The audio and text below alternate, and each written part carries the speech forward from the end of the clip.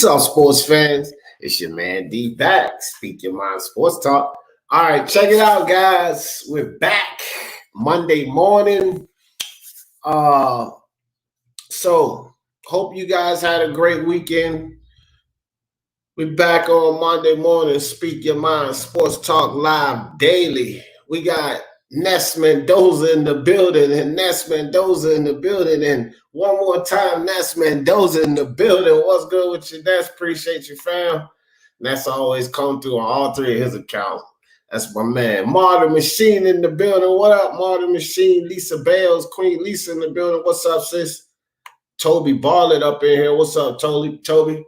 All right, guys. So, as you know, and IBT should be joining us today. Where is my phone? Make sure I hit IBT up and let him know.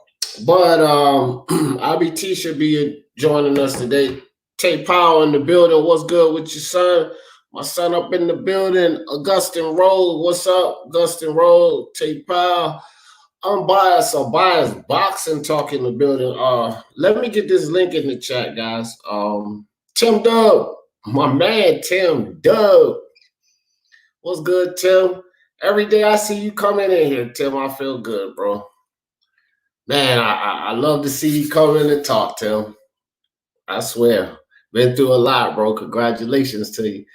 We put this link in the chat for whoever wants to. We're gonna have 2 spots a day because IBT is gonna co-host, so it'll be 2 spots on the panel today for today's discussion. And guys, today we're doing AJ Under Fire.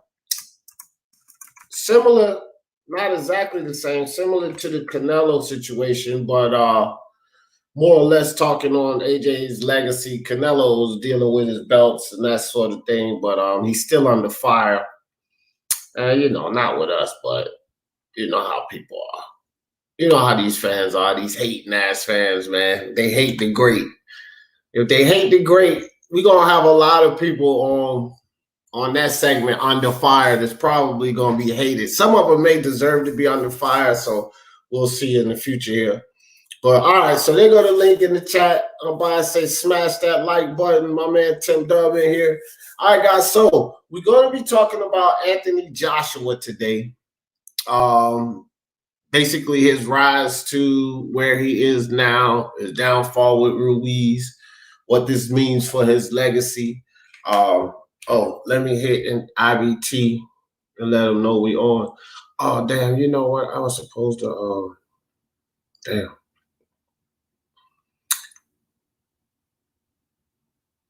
I was supposed to little kick it with Mr. Two Hands. I forgot about it. All right, guys. So anybody else who want to come join the panel for this, feel free. But I'm just going to start a little bit here before until IBT gets here. So, you know, as far as Anthony Joshua and looking at his knockout ratio, let's start there. So, in my opinion, Anthony Joshua has definitely proven his power in the heavyweight division.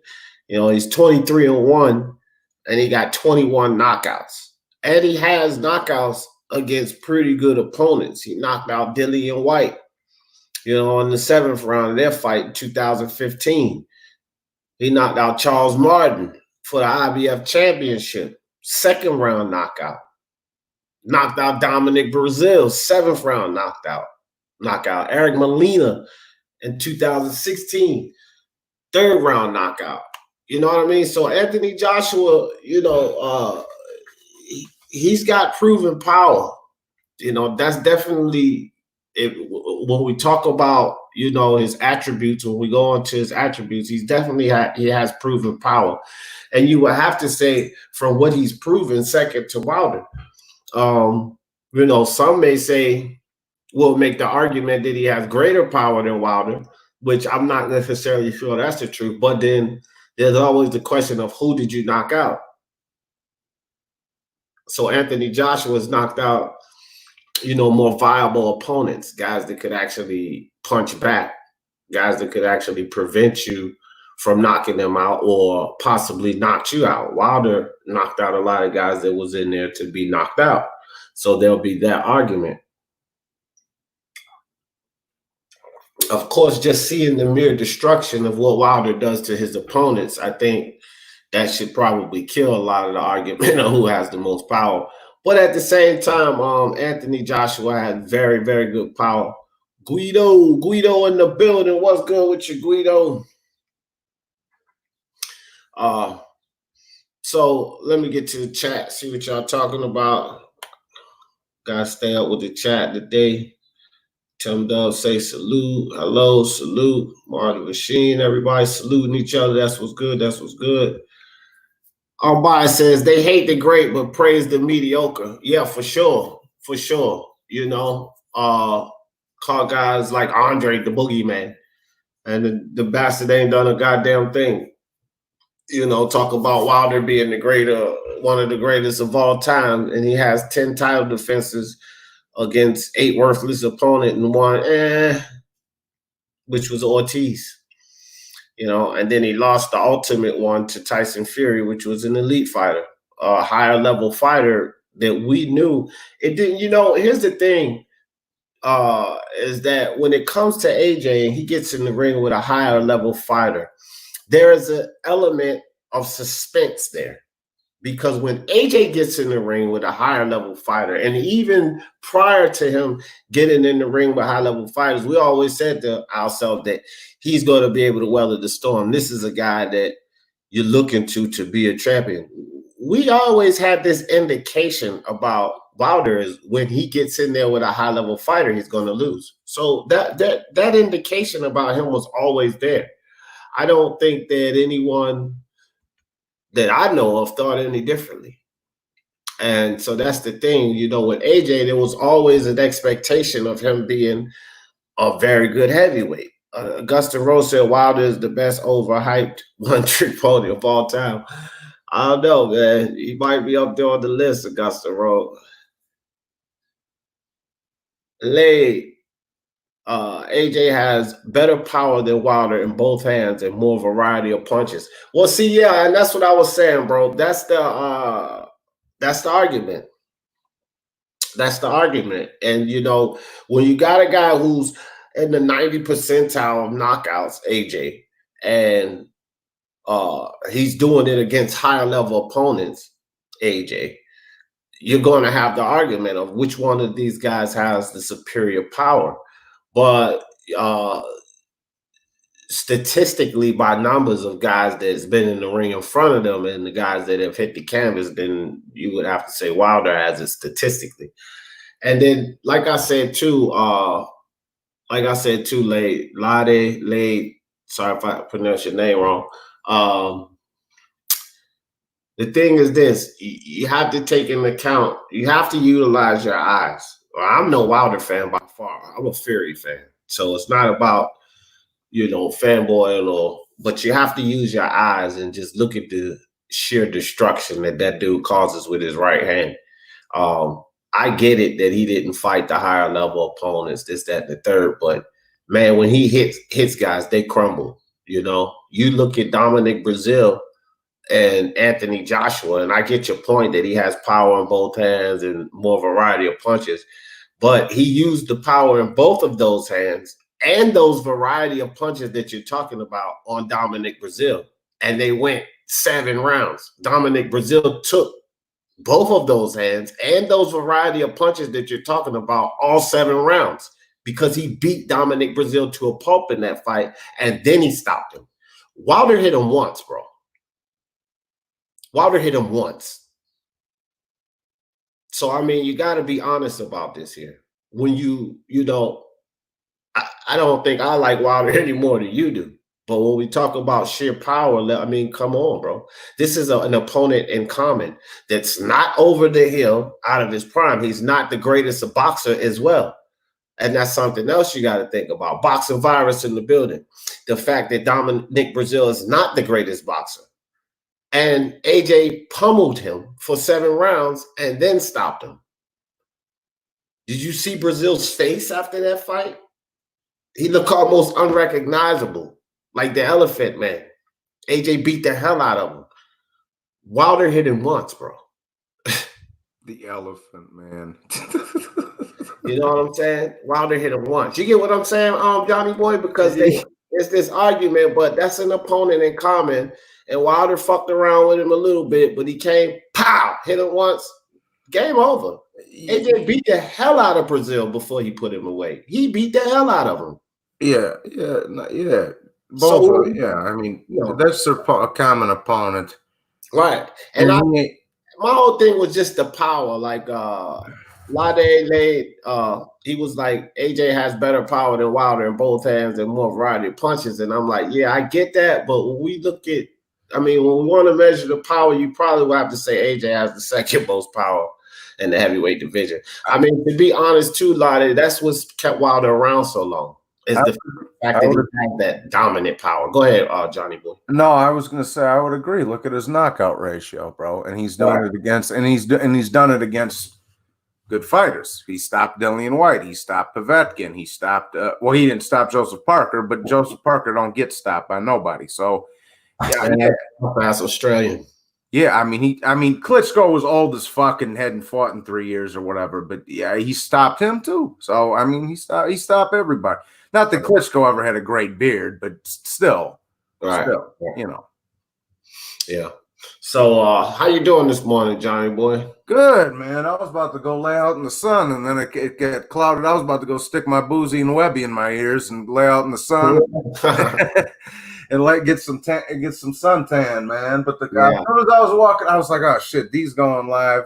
Yeah, every day, Monday through Friday, 12 p.m. Yeah. I'm trying to wait for Intangible.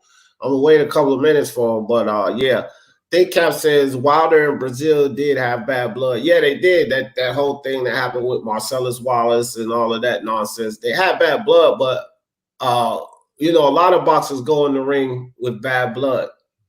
They don't get knocked out like that. I was about to go lay out and shit, put my headphones in, make a margarita and shit. Oh, there he is. There he is. too. All right, I'll put the link in the chat. All right, here he is. But I was walking outside with my Dago tee, and I was like, oh shit, it got cloudy. So I was like, oh fuck it, I'm gonna go jump over here and talk some shit with D then. And yeah, man. Because in a couple of days I'll get my channel back. I can stream, post videos and that because I got that strike or whatever. Right. But you know why that is? Let me respond to this. You know why that is? Boxing Beats and Rhymes in the building. What's up, brother? He said AJ finished way quicker than Wilder. Look, that's for both of y'all. Good. Boxing Beats and Rhymes. Why don't you come up here for this discussion, bro? So I can close the panel because I need 4. And God knows your wealth of knowledge in this sport is excellent, bro. So if you don't mind, if you got time, come join me for this this discussion about AJ. But I will say this to you, Beats and Rhymes, and to you, Lade. I don't want to mispronounce your name. Check it out. He says, I agree with your point, but then again, AJ finished Molina in 3 rounds and Wilder took 7. Okay, and then Boxing Beats and Rhymes came right behind him, and he said AJ finished Molina way quicker. So I think they were talking about my point on Brazil. My point was the amount of punches that it took AJ to put him away, and the fact that it basically took Wilder 1. But I've also had a discussion about the Molina Wilder thing. It basically took Wilder 1. You got the echo. What's up, Beats? I appreciate you, bro. So here's my idea on this. I get you guys' points about the Wilder Molina thing, but let's be real. Wilder can't fucking box. Yeah. So it took him 7 rounds to find that right hand. It's not about the power in that situation. Now, if he was in there pummeling guys like AJ is because he could box and actually laying mitts on them for 7 rounds, then I would say, okay, well, it took him way longer. But in this situation, it's still almost the same thing because he was getting pummeled for 7 rounds by Molina, and then he stopped him. Hey, D, check this out. Not to change the subjects or not. I know we're talking AJ Wilder and shit right now, but yeah, dog. When I get to what I was saying though, when I fucking get back on the streams and shit, I think I'm gonna go dude, you doing it Monday through Friday. I'll probably do my shit at 10, 11 o'clock Saturday, Sunday morning. Then if that's because I'll be trying to work. I'm not trying to change the subject or nothing. I was just gonna say no, because I'll be trying to fucking work around everybody, BDA and Mark and Julius and everybody, just so we're not live at the same time. I'll be trying to, you know what I'm saying, so everybody can get their nut off. So maybe I'll start doing it just Saturday, Sunday morning. Yeah. Or I mean, like mine is a stable time. It's going to be 12 o'clock Eastern time, Monday through Friday. Speaking about Sports Talk Live Daily. So it's like hours in between, like 9 to 11, or you could just go at the same fucking time for all I care. And here's why I say that. I appreciate the sentiment, but bro, we all got different fans, and motherfuckers gonna listen to who the fuck they want to anyway. I appreciate, like I said, not wanting to clash, but it don't really. You could go at the same time, or you could go, you know what I mean, like 2 hours, like 9 to 11 Eastern instead of 12, you know what I mean? No. I was just saying as a general courtesy to everybody. Yeah, it's much appreciated too. Yeah. Rock on. Not to change the subject, Steve. My bad. No, that's all good. So Samuel Shaw in the building. Appreciate you coming. So Beats and Rhymes, how you doing today, fam? Yeah, I'm good. How you doing? I'm doing great, bro. But yeah, I got your point. Did you get what I was saying though about the whole AJ and Wilder, the Molina shit? Wilder just can't box. So it took him longer to find the knockout punch. Whereas to AJ, he knows how to box. He pummeled Molina and beat him up and put him away. Same thing with Brazil. He pummeled Brazil. Brazil's just slow, and he gets hit awfully easy. So Wilder found the right hand quickly. But I was just really going on the guy Laid said something about power. He was like, I said, Wilder clearly has the hardest punch, and then he was like, well, AJ got it in both hands and the variety punches and so forth.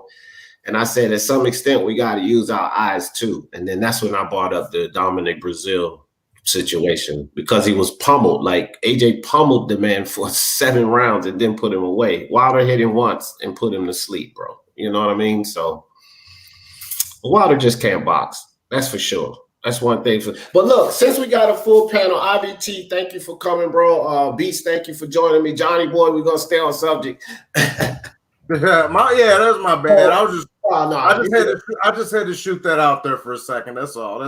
You good. Justin Trouble in the building, Fronts in the building. Appreciate you guys. So the topic today, guys, is AJ under fire. So we're gonna talk about AJ's legacy, and of course, similar to what we did with Canelo.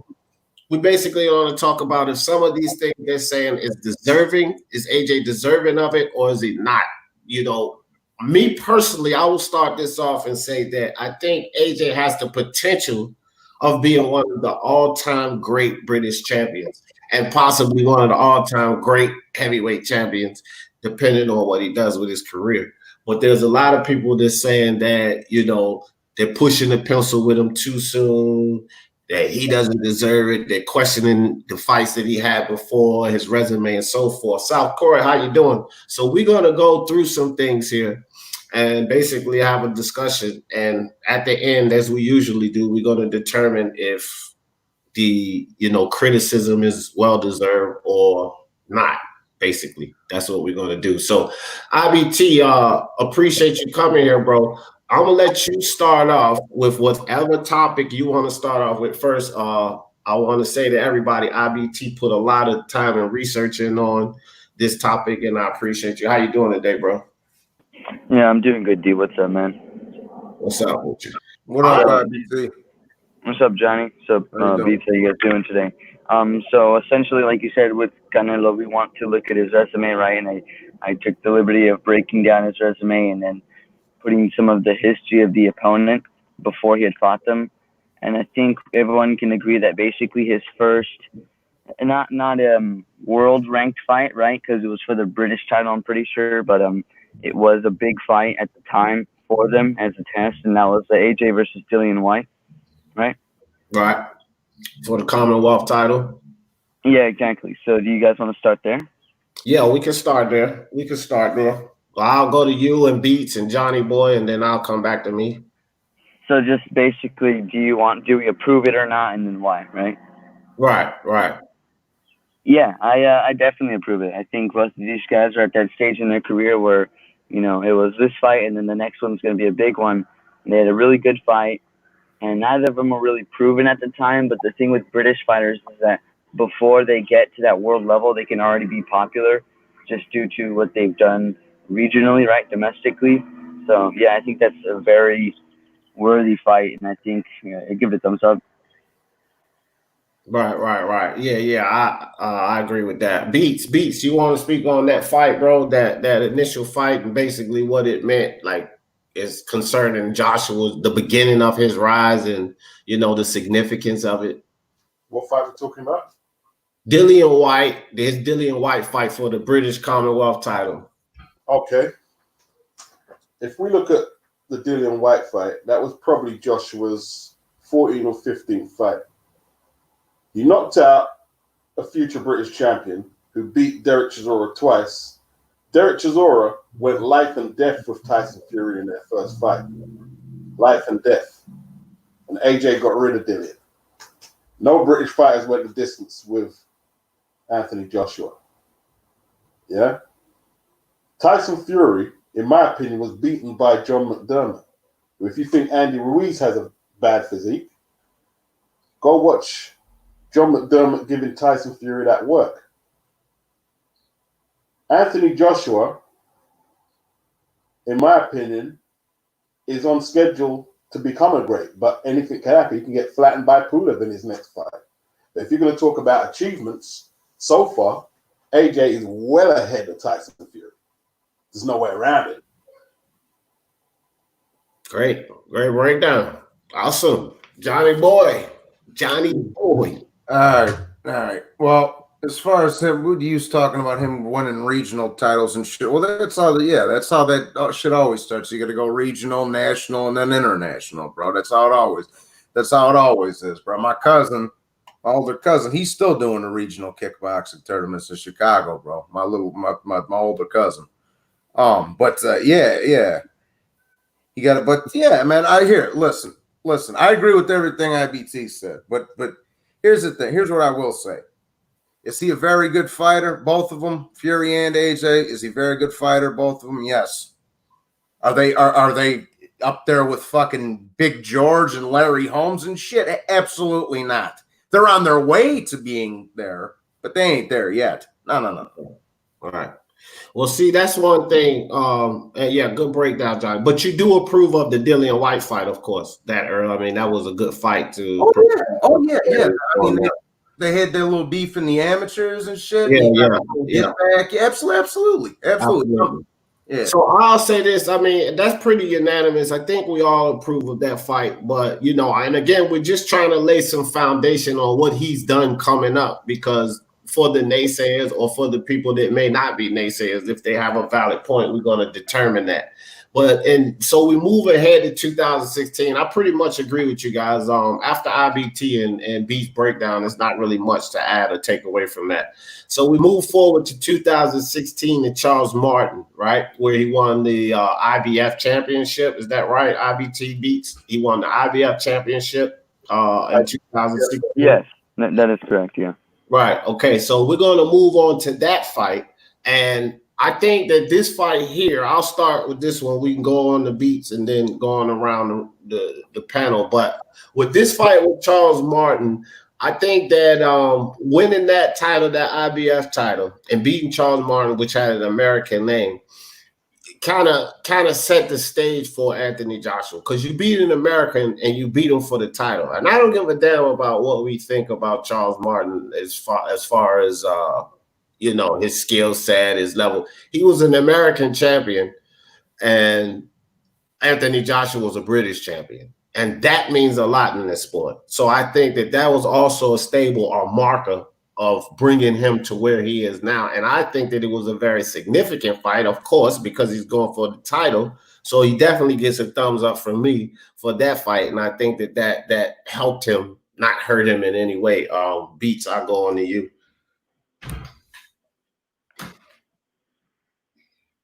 You go ahead, Beats.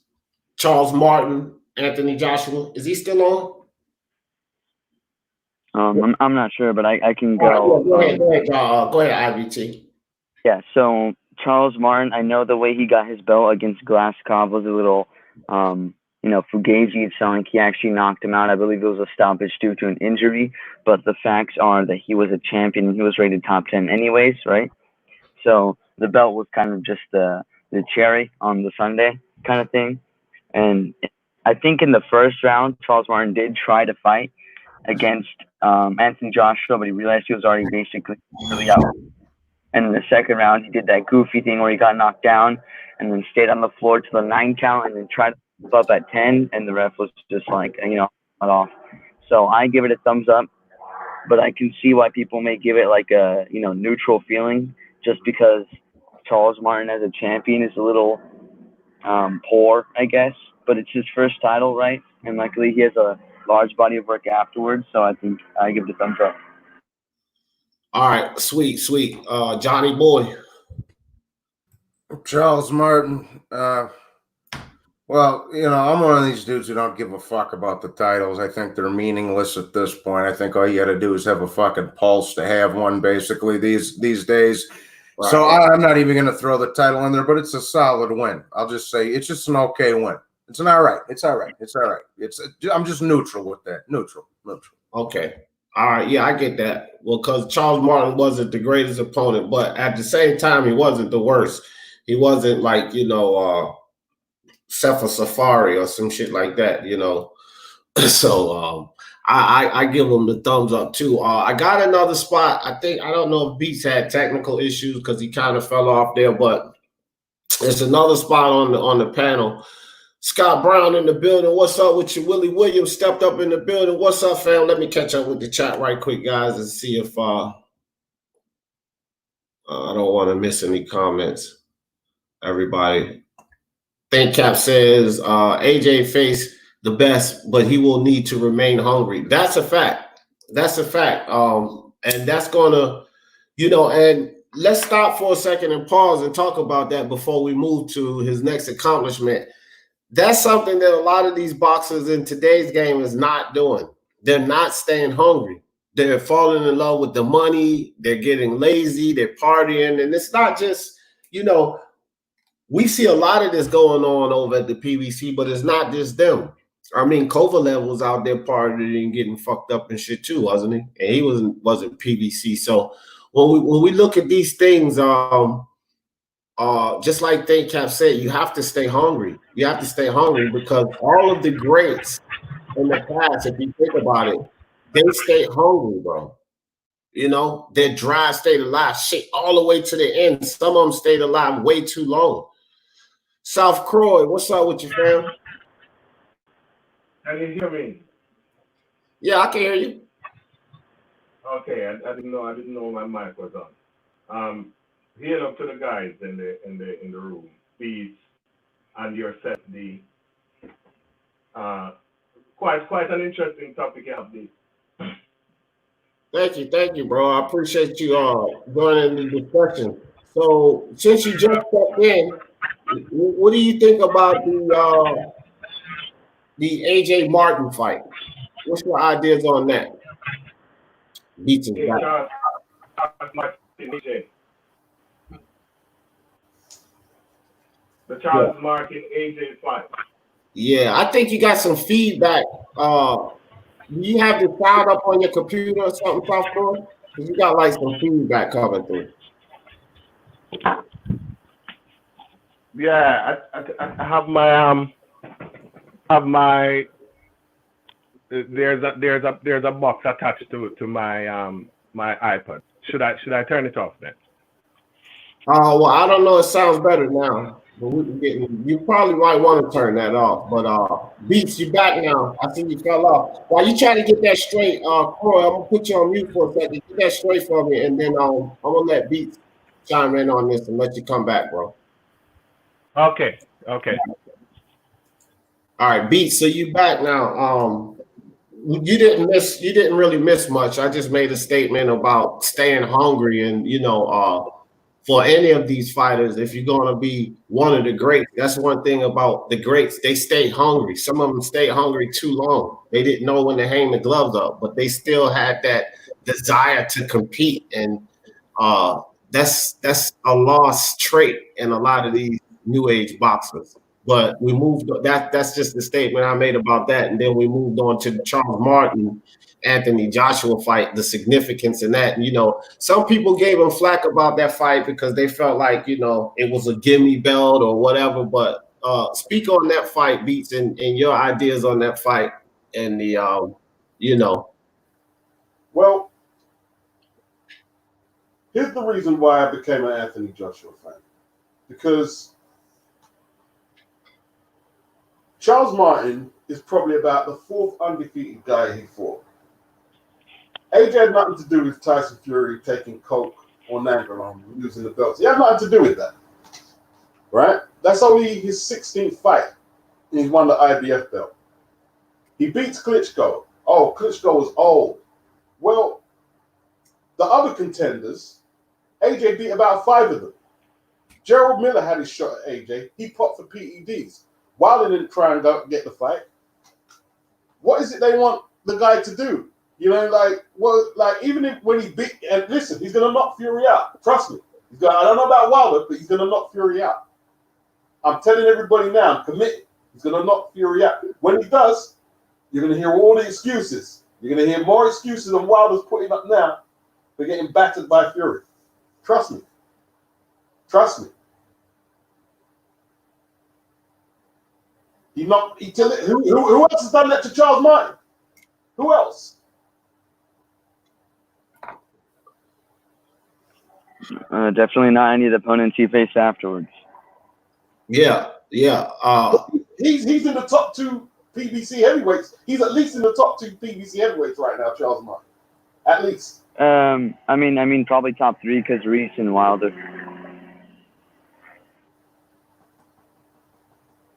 But he's up there.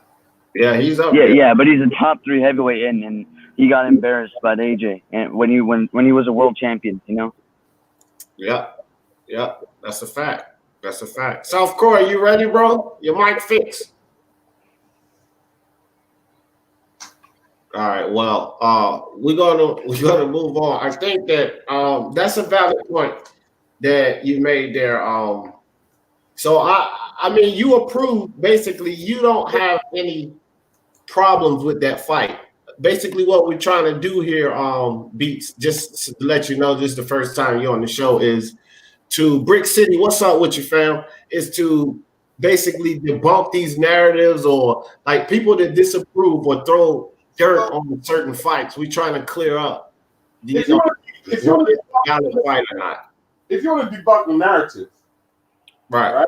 Henry Toll, who is in Team Martin, he said that they were negotiating with Deontay Wilder before AJ. But they botched it up. They threw the fight. They gave AJ the belt. They weren't in the game. They were British title level. So what was it? I don't know. I don't get it. AJ fought him. Then he fought Klitschko, beat Melina Quicken and Wilder. He hasn't even had 20 fights yet. Yeah, but we're going on one at a time, though. Yeah, we gonna get back there. Let's go do, well, what 2 rounds? Not a perfect knockout in 2 rounds. I don't know. What am I supposed to say? Oh well, there's nothing. He's flawless. Hey, I'm with you, Beats. I'm with you. So, like, I guess South Korea, I'm gonna let you speak on that Charles Martin fight. Do you have any problem, or do you say that that's not a legitimate, valid fight for him? That's basically what we're going over. And just for now, we're just sticking to the Charles Martin AJ. We're gonna move on to another fight. But Beats was about to go in on it. Yeah, man. I hear what Beats is saying, and I can't say I disagree too much with Beats. I hope you guys hearing me. Because at the point where AJ was fighting that fight with Martin, I live in the UK and I'm Jamaican, but I live in the UK, and I was rooting for AJ, but I am telling you that we weren't sure. a lot of people in the UK wasn't sure. We didn't know a lot about Martin, but when you looked into who Martin was, he's a young fighter with probably more fights than AJ. Big, strong guy. He had a title. AJ didn't have one, so he was a champion. AJ was a challenger. AJ never had more than 14 or 15 fights. So people are making it look like AJ was this big, colossal, well-experienced 30-odd fights under his belt, and AJ was basically unproven. He was just building a fan base because of his earlier fights. Coming out of the Olympics, he had a fan base, and he was just carrying on. He was just coming on. So he wasn't this proven, whatever. So he was the same as Martin, really. In from where we were looking at, we were rooting for AJ because it's our champion in the Olympics, and we're watching him coming up. But we weren't sure that he could beat Martin. At the time it was happening, it was quite an equal fight. You know what I'm saying? Right. And Martin is proving after that. He won one good bout the other day with one American heavyweight guy. Gerald Washington. Yeah, Washington. It was a good fight. It was a good win. So people kind of wrote off people from the American side. Right. Kind of wrote off that win, only more because they wanted to not to give Joshua his credit. Exactly. To say, oh, the guy that sold the belt, he's a bum, whatever. I am telling you that if you do any sport at all, D, and I know you do some sport, if it is even with your sister in the backyard you're playing, you want to win. So I don't know why Martin wouldn't want to knock out Joshua. He just wanted to sell the belt and collect some money. Yeah, he wanted some money, but he'd be glad if he knocked out Joshua too. You know. So I'm all in all, it was a good win. I gave him lots of credit for it because it was equal people, two people on equal parlance to me. So I gave him all the credit for it. Solid. I have no arguments. I think that we all agree. Johnny Boy was like, rather here or there, but it's pretty much he gets credit for that fight. Smoke, I see you in the background. I will tell you, it's usually 4, but I made a special exception for my man Beats. Everybody stay woke. This man no boxing. Reverend Pickle said, I put 100 quid on Martin to beat Joshua, which this kind of backs up what South Croy was just saying. Reverend Pickles put 100 quid on Martin to beat Joshua. Martin's a good boxer, solid southpaw. He came to the dressing room eating a pot of noodles. All right. So we're gonna move on to the next fight that was talked about, and this was an undefeated fighter in Dominic Brazil. And so this is a fight that Joshua catches a lot of flack over. Whether it was a valid win or how the fans do, guys. This is what we're talking about here. Johnny Boy, I'm gonna let you start off this topic. This fight right here. Dominic Brazil, 2016. They fought. Dominic Brazil, 7th round knockout. I was just talking about that fight earlier. He pummeled the hell out of Brazil. But real quick before you start, France, I appreciate you, my man. France always showing support and speaking my sports talk.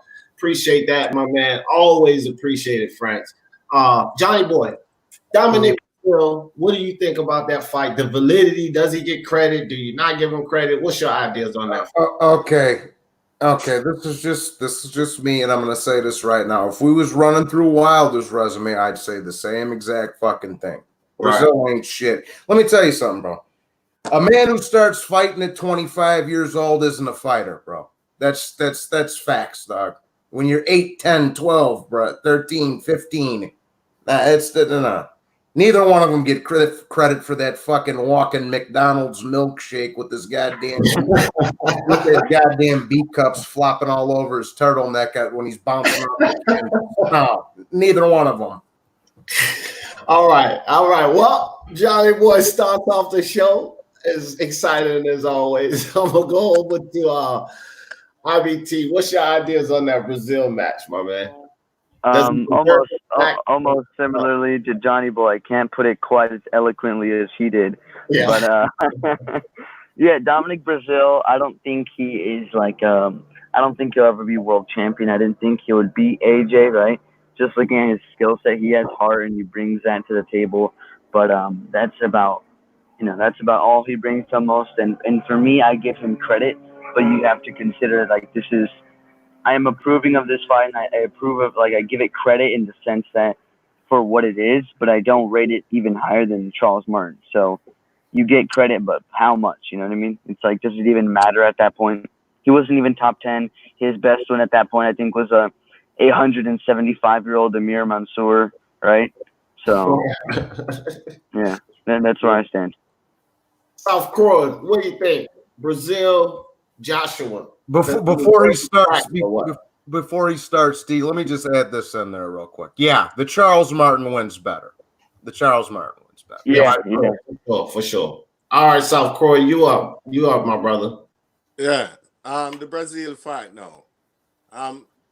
What I think it was about AJ's 22nd fight.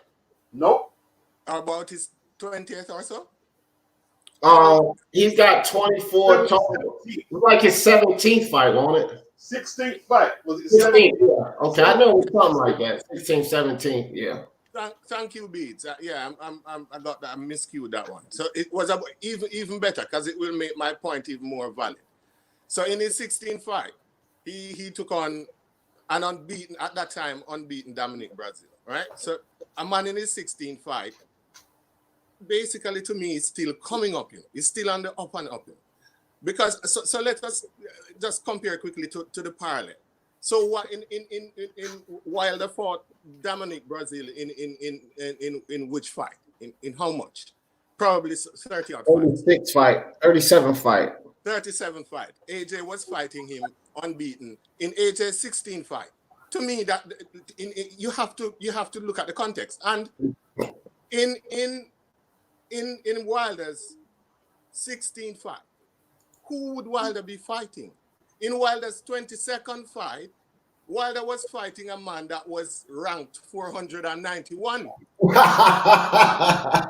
In Wilder's 22nd fight, he fought a guy that was ranked 491, guys. Now, if you're going to, so if you criticize, you criticize. You might not rate Dominic Brazil, but if you're going to rate a Deontay Wilder, be fair. Christ God, the man is fighting an unbeaten Dominic Brazil. In his 16th fight, Wilder is there fighting in his 22nd fight a guy that is ranked 491. And before him, it was a cruiserweight he was fighting, right? So if people are going to give AJ's rivals credit, then do it fairly. You know, I think the Dominic. So all in all, I think the Dominic Brazil fight for AJ coming up in his 16th fight was a damn good fight, and I gave him all the credit for it. So yeah, that's me, and I stand on my opinion on things because I follow the facts and check things out. So I don't wane on my opinions. It's a good fight. I gave him all the credit. It was a good win. He shut him out for 7 rounds and then knocked him over. You can't want much more. What would we say if when Du Bois do something like that? Du Bois is coming up now. The young guy here in UK, right? Du Bois is coming up, and Du Bois is knocking out people. And we're not putting the pressure, that kind of pressure on Du Bois. Right, that hate isn't around the boy. To talk the truth, to say the truth. No, right? that's the fact. That's a fact. Exactly, and so when the boy wins his fight, we give him credit. We kind of look at it in the context of what it is. Yes, he didn't knock out one of the top 5 heavyweights, but he's up and coming. So why are we not looking at AJ like that? We're comparing AJ to Dominic Brazil as if AJ was Muhammad Ali and Brazil was Brazil. AJ was nothing when he was fighting Brazil. He was a nothing AJ and a nothing Brazil. So why not give him credit? Yeah. You know what I'm saying? Yeah. That's Let me real quick, South Korea, Reverend Pickles with the 10-pound super chat. I appreciate you, Reverend Pickles. Speak Your Mind Sports Talk family. Appreciate you, my man. Charles Martin has stepped in the building. What's good with you, Charles Martin? Freddie Mars up in the building. He said, "What's up, D? Speak Your Mind Sports Talk panel. Chat, IBT, Boxing Truth, Lisa Bells, and so forth. AA Boxing up in the building. What's up with your AA? Check it out, guys. Before Beats rip it up, I'm gonna go ahead and give my 2 cents because I know Beats got a lot to speak on this one. I'm gonna say this. I'm actually with South Croy on this. I'm kind of on the other side, Johnny Boy or IBT this time because I'm leaning towards South Croy. But here's my idea on this. Sort of like what he was saying with Wilder. Let's look at the other counterpart in Tyson Fury, right? In Tyson Fury's 15th fight, he fought Chisora, which was a decent win. But then he fought some guy, Nicholas Furty or Nikolai Furta or some shit like that. Some guy that I can't even remember his name. So that shows you how significant he is. That's Tyson Fury's 16th fight. You understand what I'm saying? And this guy was not undefeated. He wasn't ranked at all. So, again, when you look at Fury, the other counterpart, he doesn't even have a worthy fight at that caliber in his 16th fight. Also, what I wanted to say about that Dominic Brazil fight and why I give AJ credit, Sporting Advantage, what's up with your fam, is, look, man, the dude was 17-0, right? You look at Joshua's previous fights before he fought Brazil, okay? He fought Charles Martin, which we were just talking about that right before, and then he fought Dillian White right before that. Now, this is not a guy who has 30 fights under his belt. This is a guy coming up.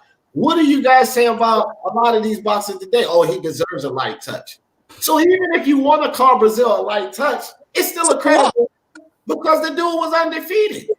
So I gotta give him credit for that fight, that particular fight. I give him credit for that fight. I give him the thumbs up. I'm with South Croy on this one.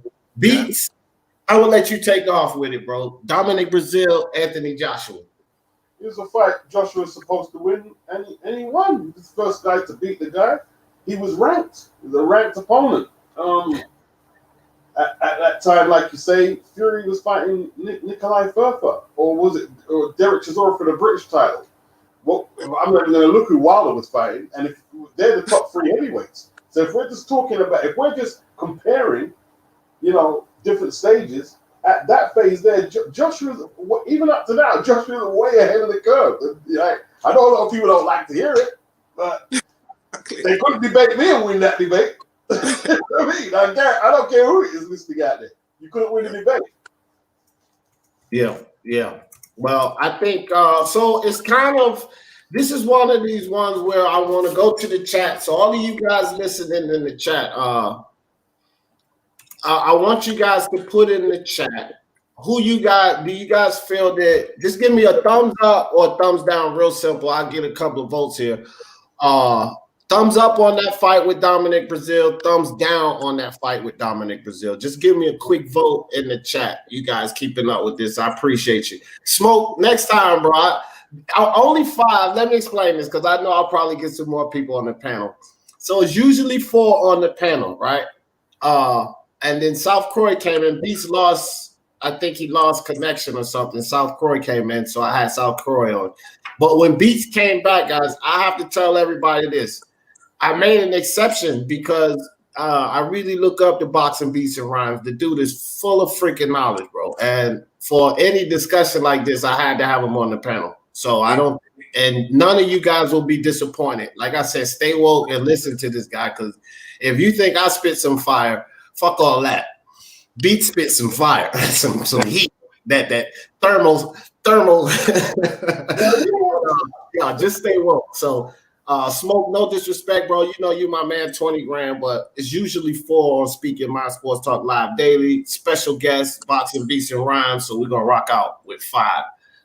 So I see a lot of thumbs up. I think South Croy convinced everyone that he should get credit for that. Good job, South Croy. But we're gonna give him credit for that fight. But that's the fight that was argued. That was arguably, whatever. Now, we don't have this one on our list per se, IBT, but we definitely have to speak about his fight in 17 with Klitschko, because that was one of, the biggest fights of his career. You forgot Eric Molina, D. Yeah. I did skip by, but let's talk about Molina. Let's do that because he does get some flack for the Molina fight, and you know, which he's gotten flack for damn near every fight, just like Canelo and Lomachenko and whoever the fuck else is the best at the time. They're going to get flack for whatever they do. That's just the nature of the sport. But let's talk about the Eric Molina fight, and I'll start off with Beats this time. Shut it down so nobody can say nothing, Beats. he was nothing but a mandatory, yeah. There's another guy he was supposed to beat, and he did it. But, you know, once again, that guy's had a couple of shots at world titles.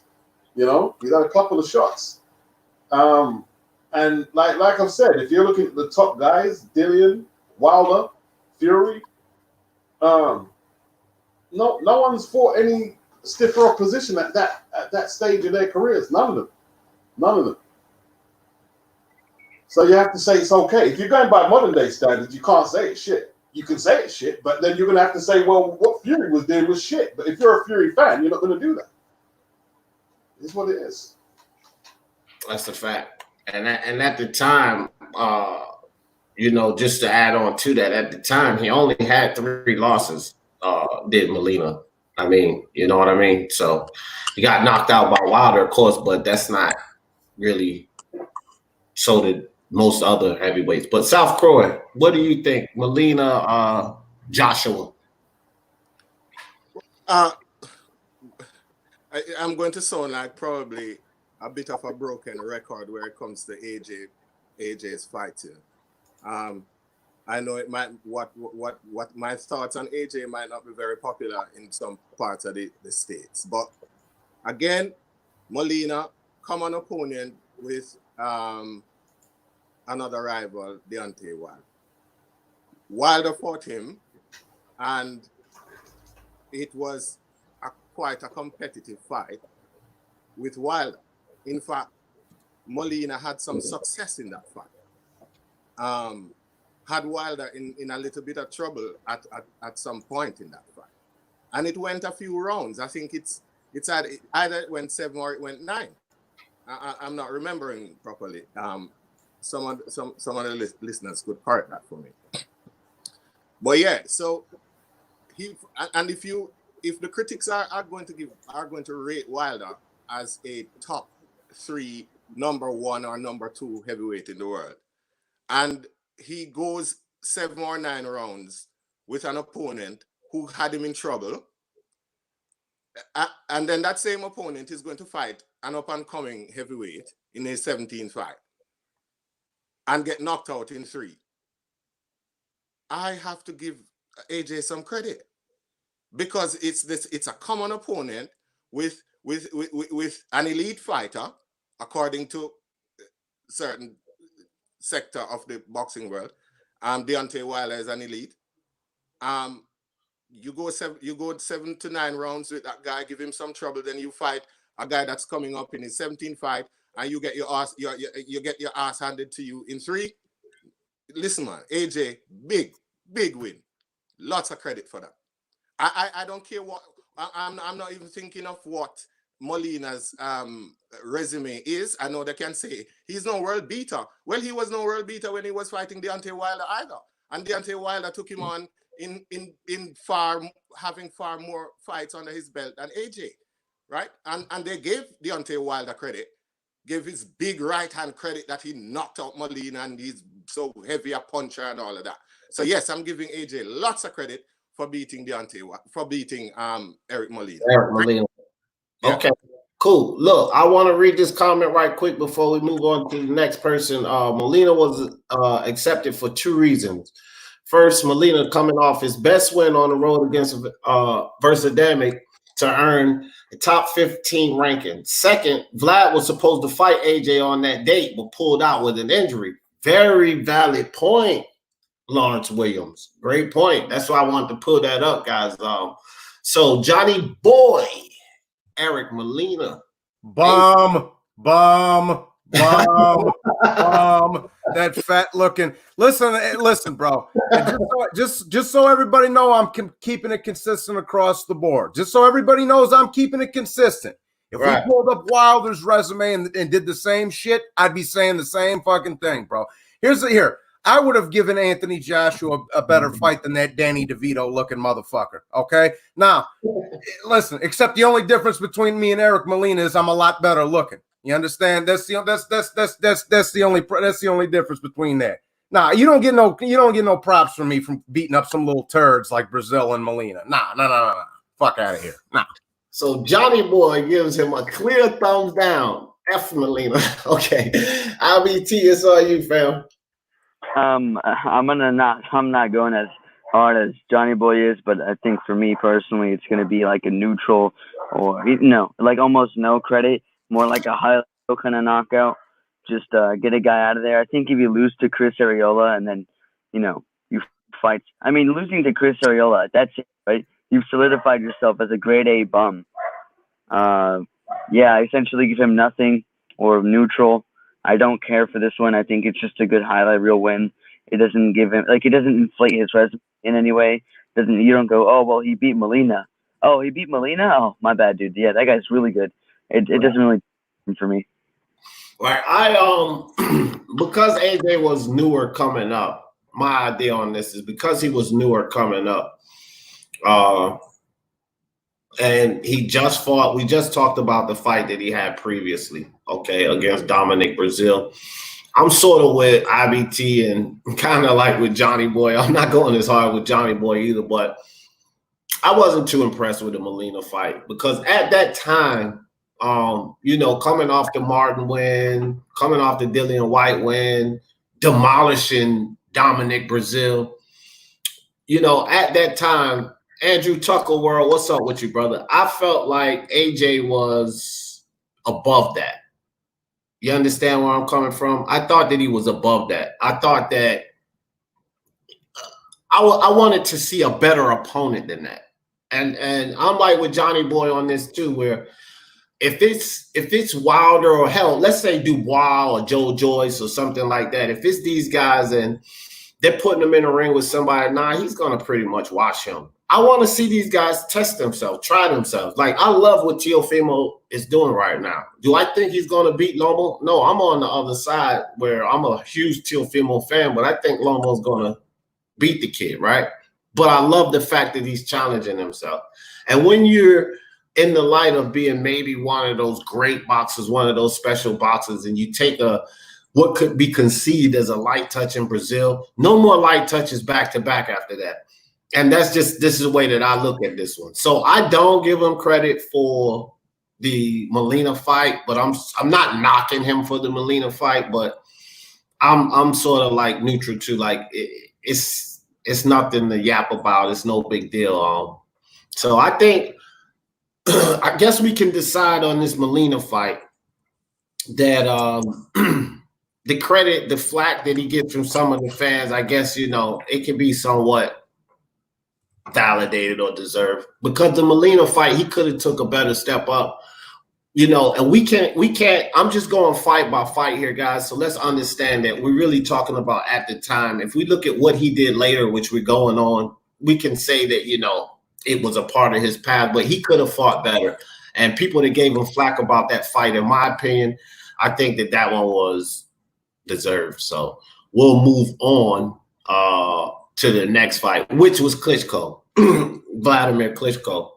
All right, if you're saying he could have fought better and he came in for Prulev, who could he have fought that would have satisfied everyone and they would have said, well, see, here's the thing, Beats. Here's the thing. That's why I'm saying, like, at the time, I was like, he could have fought better. But Lawrence kind of threw a monkey wrench because this was my idea. This is what I was going to say. I'm not going to change it because of Lawrence's comment. But he kind of threw a monkey wrench in it when he mentioned the fact that Klitschko did pull out of that fight. You know what I mean? So that does kind of make a difference because now you're scrambling to get a fight in there. So, who he could have fought at that time, to tell you the truth, I would have to research it. I couldn't just tell you off, hey, you guys know the history and who was around and who was available during those times a lot better than I do. But this is the thing. If people are going to say that their shit wins, you got to come up with someone else who you should have fought. You can't just say shit. You got to come up with someone better. Yeah. So Blunts in the chat essentially said, if you want to pick from the IBF rankings, the people who were above him at the time were Parker, Pulev, David Haye, Joanne Duapis, Ruiz. Yeah, AA put that in there, I think. What's up? No, go ahead. Keep going. I said I think AA put that in the comment. David Haye wasn't ranked, bro. David Haye wasn't ranked. David Haye was fighting up in the 02 and whoever else he was fighting, right? The main point was the Molina come up beating Melanius. I believe it's Thomas Adamek. He beat Thomas Adamek, yeah. Oh, that was about Brazil. And right. I'm not saying they're good wins, but David Haye wasn't ranked. Them guys who David Haye was fighting weren't as good as Thomas Adamek. I ain't saying it's a great opponent. I'm saying if you're going to say it's a whack opponent, I want to hear some of you bring up better opponents who you could have fought. But none of you did that. No, AA kind of threw some names out there. Parker, Pulev, Haye, Duhapis. I mean, Parker, he did beat Parker. He beat Parker. Right. Yeah, but that's later. We're just talking. But that was later on. One sec. Pulev pulled out of that fight, the Molina fight. Right. Yeah, he did. That's Pulev, yeah, not Klitschko, Pulev. But look, Beats, remember again at that time, like, so he beat Parker later. So like I'm saying, you're right, later, but at that time, you know what I mean? And again, at that time, if I'm sitting here debating, I would have said, oh yeah, well, he could have fought such and such, but I didn't know right offhand is basically what I was telling you. But I don't really make arguments without valid reasons. I don't follow the history, but if I make an argument at the time, trust and believe, I got a reason to make it. So like at that time, and that's what we trying to stay consistent here, because the guys catch flack as they go along. Like Canelo caught flack over the Kovalev fight, right? If he goes on to go undisputed at 160 and do this, that, and the third, ain't nobody gonna think about the fucking Kovalev fight. And that's basically the same thing we're doing here with Anthony Joshua. So at that time, you know, people that was giving them flack and the way I looked at the fight myself and so forth, like he could have fought better. You know, I mean, and that's just was the idea of it. We can always pick and pull apart through these guys in their careers, but the facts of the matter are all of the greats had gifts given to them, bad decisions. All of the greats had light touches. I mean, let's just be honest. So that's basically why we're having this type of discussion. And as you can see, guys, these are the type of discussions we need to have, because people nitpick at these boxers and what they've done during their career, and this helps clear a lot of that stuff up. You know, these false narratives and these rumors and this nonsense about this fighter's not deserving of this. These type of conversations help clear these things up, because we go through this in detail. So appreciate you guys again for joining me. D, can I say something real quick? Yeah, knock yourself out. All right. And I just want to make this clear, bro. I'm not hating on Anthony Joshua either. Like I say, if we was doing the same shit with Wilder, I'd be saying the same thing with Molina and Brazil. But so up to this point, big ups for the white win, and and Martin's a solid win too. So with that being said, Johnny boy, I don't think we have to do this with Wilder, because if we put Wilder on that motherfucker's gonna burn. He's gonna put him on the fire. He's gonna burn at the stake, baby. We have 25 thumbs down in a row if we talk about Wilder. Under fire, when we put these fighters under fire, is if they're deserving of the fire or if they're not. Make a quick comment. Wilder would be deserving all the fire he's getting. I'm just letting everybody know I'm keeping it solid across the board. I feel you. All right. Can I just let me just say this quickly though, Yeah. Wilder's first defense was against Eric Molina. And if you was asking me to say, well, who could he have fought? Well, the Vladimir Klitschko fight was there. He could have unified the belts. Then he didn't do it. Yeah. He did. Yeah. But Beats, remember, I just said it. If we put Wilder under fire, that motherfucker would be burned. So it's no need. Like AJ, like we had Canelo under fire, Beats. You didn't make that episode, right? We had Canelo under fire. That was last week. And he passed the test. And so we put in AJ, because there's naysayers and there's people that say, no, he's deserving. So that's why we're breaking this down. But if we put Wilder under fire, that's an easy one. It's like not even a discussion. So we ain't putting him up here. You know what I'm saying? Wilder is burned. He's under fire. He deserves it. And throw some more gasoline up under him too. Make sure he burns to a crisp. Nah, but let's move forward, guys, to Vladimir Klitschko. I want to start this one off right here, right now. He gets full credit. I'm going to let you guys break it down, and if anybody thinks differently. For me, he gets full credit, and I'll let you guys break it down. I don't really understand why people don't give him credit of fighting an icon like this. How come they can give Tank Davis credit for fighting Gamboa because he has a name, but not give Joshua credit for a fucking Klitschko who reigned for 10 years? Are you kidding me? Yeah. Yeah, he gets credit. So I'll go, Johnny Boy, you can go next. So I was just gonna say I'm just gonna go first real quick because I'm gonna go smoke a square. But yeah, 100% he gets credit for the Klitschko win. Listen, bro, Klitschko's an ATG. He was one of the longest reigning heavyweight champions of all time. It was for another title. You know, and he was older. You know, and he was an old man. He was coming off a layoff, whatever. But it's still an ATG you're fighting, bro. It's still an ATG. It's like not giving Holyfield credit for beating old Big George. And he gave him, you know what I'm saying? So you got to get credit where it's due. Great win, and it was a great fight on top of that. Right, no doubt. IBT. Yeah, I'm gonna go for a bit on about this topic. So if anyone wants to do their quick thoughts before, that's fine. But I got a lot to say about this. Go ahead, your floor, buddy. All right, so kind of what talking about. Yeah, he's a bit older, right? But you have to look at the facts, and the facts are that he has been rated in the top 10 of the heavyweight division since the year 2000, right? And he was actually a Ring Magazine champion from 2009 to 2014 till he lost to Fury, right? And then after that, he was ranked 1 because he was still the best, and Fury had basically gone on his, his things with his drug issues and his mental illness. He was unified champion, ring champion, lineal champion, if you recognize that. And then, they had a really good fight. First Klitschko went down, right? And then AJ? I'm pretty sure. But they both went down, and that was AJ's first time that he'd actually had to get up off the canvas, and then he basically managed to weather the storm and then come back to get Klitschko with that huge uppercut, rocked him, and then he was able to knock him down and stop him on his feet. So for people trying to say that, he doesn't get credit for this win, it's like, even if you take away credit, he's coming off a bit of a layoff and he was coming off a loss, that's like turning a 12 out of 10 to a 10 out of 10. You know what I mean? So now he just gets normal full credit. I think that's a Hall of Fame win on his resume. I don't see any win that anyone else can have in the division essentially being better than this. That's Fury's best win as well. If Wilder had fought him and beaten him, that would have been his best win. But this guy was a beast. He's like an actual at the top of the game for such a long time. He was former pound for pound as well, and he stopped him. I think that's an important distinction to make. He was able to stop him, and the ref had to be like, okay, no more fighting for you. Fury outpointed him by a wide margin, but Josh was able to get him out of there. The guy was 25-3 with 19 KOs at the time in his title fights. So for people to try to take away credit from him because of, he was ranked number 1, and you also want to say people want to take away credit from him saying he's not an all-time great based off of what? He was made plenty of defenses, unified the titles. You want to say he's never been anything without Emmanuel Stewart. I'm responding to them. You get smoke in the comments trying to talk crap about Klitschko for no reason.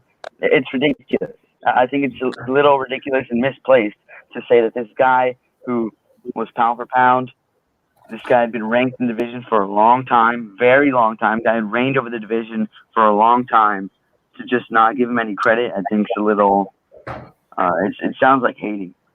Yeah. So give credit where credit is due. Beats and rhymes, Klitschko, AJ, big controversy. Right. People are always talking about that fight. All right. Well, let me start here. Yeah. People say, well, he was on a delay. Let me just point this out to everyone who says that. Klitschko never retired. Klitschko was ranked number 1 until December 2016. He fought Anthony Joshua in January, February, March, April, right? He never retired. He was training for the Tyson Fury fight. It never happened, right? So we need to start there. We need to start there. And then if you look at the Ring Magazine ratings for 2017, who else? Like people say, oh, you fought for a vacant belt. You didn't beat an actual champion. Oh, Klitschko was washed. Well, the top challengers were Deontay Wilder, who had the WBC belt, Joseph Parker, number 3, Povetkin, number 4, and Luis Ortiz. The only person he could have done a fight like that and put himself on the map is Klitschko. How much fans turned up? Was it 100,000 or something? Ridiculous.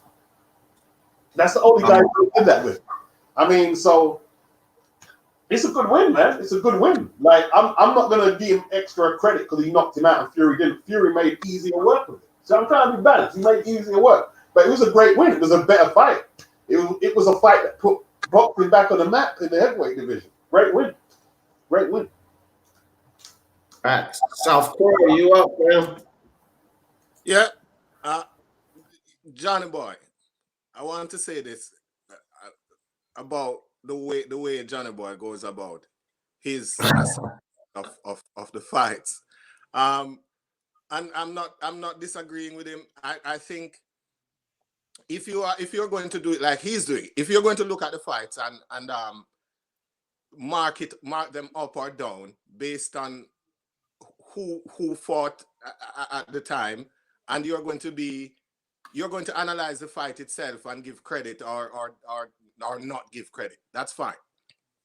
What I think is happening, and we can't, in all this discussion, there is a big factor that we can't factor out. There is boxing politics, and when after that fight, Wilder was at that fight doing some commentary.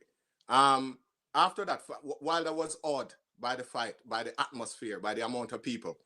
After the fight, I think a lot of boxing fans in the US sort of suddenly realized that there was an energy in boxing. There was a name in boxing that was being spoken about. And it wasn't an American. It wasn't, and it was in the heavyweight division. It wasn't an American. And I just thought that it didn't sit right with a lot of people. And so they went and they criticized. The reason why the criticism is not valid and Johnny Boy's is valid to me is because they tear down every fight that Joshua fights. He has not gotten credit at all for any fight that he has fought.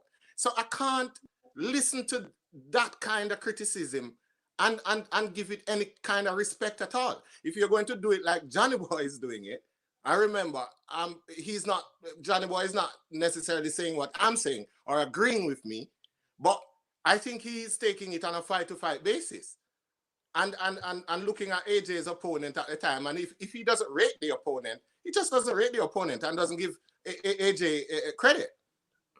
But I think a lot of the criticism that AJ gets, it's not purely down to boxing. Right.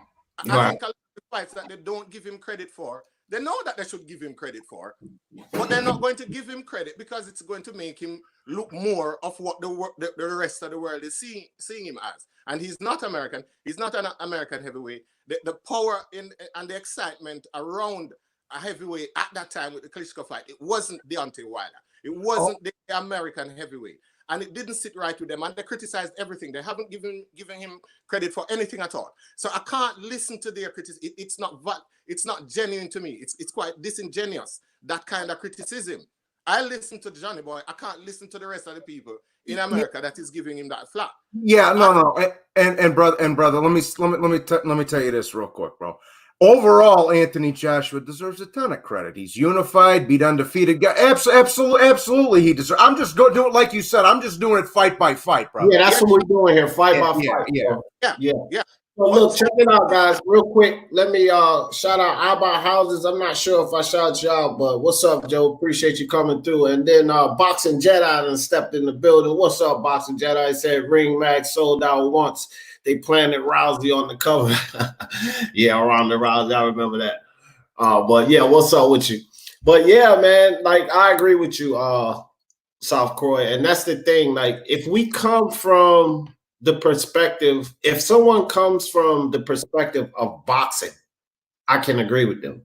don't come from the perspective of one side of the street or one fucking promoter or one fighter or nationality or ethnic background only, but come from boxing. And if you come from a perspective of boxing, then I don't really have much arguments with your opinion. You know, whether I agree with it or not, I can give you credit for your opinion. And that's basically what Johnny Boy, he's coming from the perspective of boxing. But a lot of these people just come from a perspective of hate.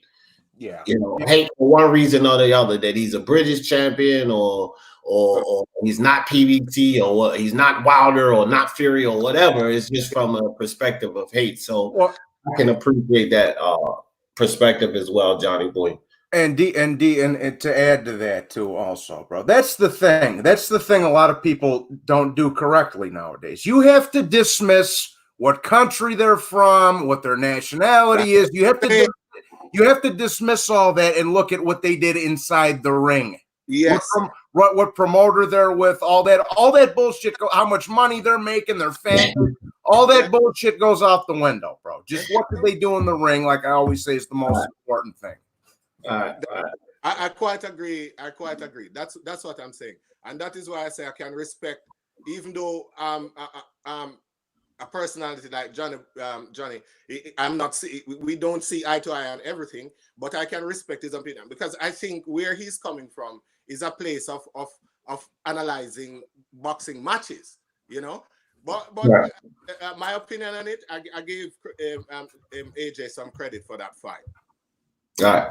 So moving on, guys. I think in 17, IBT or Beats, remind me if I'm wrong, but I think Carlos Takam was his next fight, right? Is that right, guys? Yeah. Takam was the fight after. So yeah, it was a late replacement for Kubrat Pulev, who pulled out due to injury. Right. So the Takam fight, a replacement fight. I don't really want to cover this fight too much, bro. Especially it being a replacement fight, and as my memory serves me, I don't really hear yay or nay. I don't really hear people talking about the Takam fight too much. You know what I mean? It's a fight that's on his record, but I don't think that there's a significance in that fight concerning people giving him flack or too much credit. He just came off a tumultuous fight with Klitschko, which was a huge fight. So, again, replacement fight. We just gonna move on past that fight. In 2017, moved to 2018. I think he fought Joseph Parker in like March or April or something in 2018. So let's talk about that fight, the Joseph Parker fight.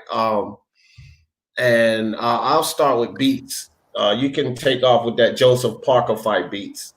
Well, the third belt, less than, is it 20 fights? How much fights is that so far? Not, maybe 20. It might be his 20th fight.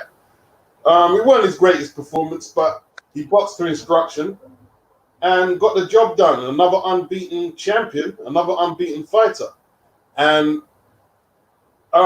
he's still got a lot to learn. And here, look, big up Johnny, big up South Korea, big up D, big up everybody, man. Big up the other guy I missed, the IBT. Okay. Big up everybody in your opinions, yeah? And look, I've never come out and said Joshua is an all-time great. Never. I'm not putting him alongside Ali or none of the greats. He's got to get the undisputed belt. And I believe Fury has to do, my whole argument is they all have to get undisputed before anyone puts them on a pedestal. Beating Wilder and Vladimir Klitschko in 5 years doesn't make you a great, and it don't make you the best. To be the best, you've got to clear everything up. You got to clear everything up. Because, listen, I've got to get out of there, man. I've enjoyed the conversation, but I've got to get out right now. But, I really appreciate you coming through, bro, spending time over here. All right, Beats. Take care, brother. Cool. Peace. All right, my man. Okay, So, Beats. Such a pleasure, bro. I love that dude's channel. I'm always sitting there listening and learning shit. But shout out to Beats and Rhymes. If you guys haven't subscribed there, I'm going to tell you now, you're just missing out, bro. Yeah, if you're a boxing fan and you haven't subscribed to Beats, you're just missing out. That's all I can say about that. Like, go subscribe there right now. So I gotta go over there and fuck with him because I've never really spoken to him too much, and Mark loves him too. Mark loves him. Oh man, Johnny boy, yeah, you got to get over there. Beats is I know Mark vouches for him, and you know me and Mark are fucking the Gemini twins over here, so you know. Yeah. All right, well, Johnny boy, since you on, you go ahead. Joseph Parker, Anthony Joshua. Okay. Well, you got to give him thumbs up because he's fighting an undefeated fighter who's holding the title. It's that simple. He took his own and unified with him. And the only con I have to say onto that fight was that the fight wasn't very good, and that referee who was in there, the Italian guy, you're a disgrace to us all. We don't claim you anymore. That was the ref was terrible. The fight wasn't the greatest, but other than that, he deserves credit for that. He's an undefeated fighter with the title. Mm-hmm. Yeah, facts. Corey, South Corey. Yeah, I think I see eye to eye with Johnny on this one. The fight wasn't very exciting. It's always kind of a big occasion in the UK when AJ is fighting, because so the atmosphere was good. It was a good show overall, but the fight itself didn't live up to what I think a lot of us were looking for. But you still have to give some credit to AJ because Parker was undefeated, and Parker is not a slouch. He has a chin, and Parker is a very good fighter. I'm still not saying that Parker is an OG or anything like that, or Anthony Joshua himself, and that is why I keep thinking that AJ should get credit for these fights, because it's not Muhammad Ali against Parker. It's AJ against Parker. It's two young fighters who are not proven. And right. AJ gets into these fights and people expect him to win. He's good enough. He's shown enough that people expect him to win. Even in a fight with another undefeated champion, people are saying that he didn't win easily enough. He didn't knock him out in the third round. Can you see what I'm saying? So I think whatever AJ, whatever his aura that he created, he must have done something that why people are thinking that AJ is going to spark this man in a round. You know, so that is the expectation kind of created sort of a subtle disappointment, because people were, don't know why, but people just think that AJ should be way better than these people. And you know what I'm saying? I think that's a general ideal in boxing. The casual fans rule the sport. Let's be honest. Yeah. The casual fans rule the sport. The majority of the fans watching boxing are not like us on the panel. They're not like yourself, Johnny Boy, IBT. Their knowledge is not as in-depth as ours is. And a lot of the people in the chat even. We got to understand, like, I got 1,200 subscribers. There's only freaking 48 watching. There's 5 on the panel. So this is 53 of us. We may be all boxing minds, but there's millions of freaking boxing fans. And so when you do the numbers, the majority of the boxing fans don't have the minds that the Speak Your Mind Sports Talk family have. We just don't have that knowledge. So I get it, where you coming from. But looking at it from the perspective of those guys, that's where all of that foolery and rhetoric comes from. That base of fans, you know what I mean? Not from guys like us. So but great breakdown. IBT, Joseph Parker, Anthony Joshua.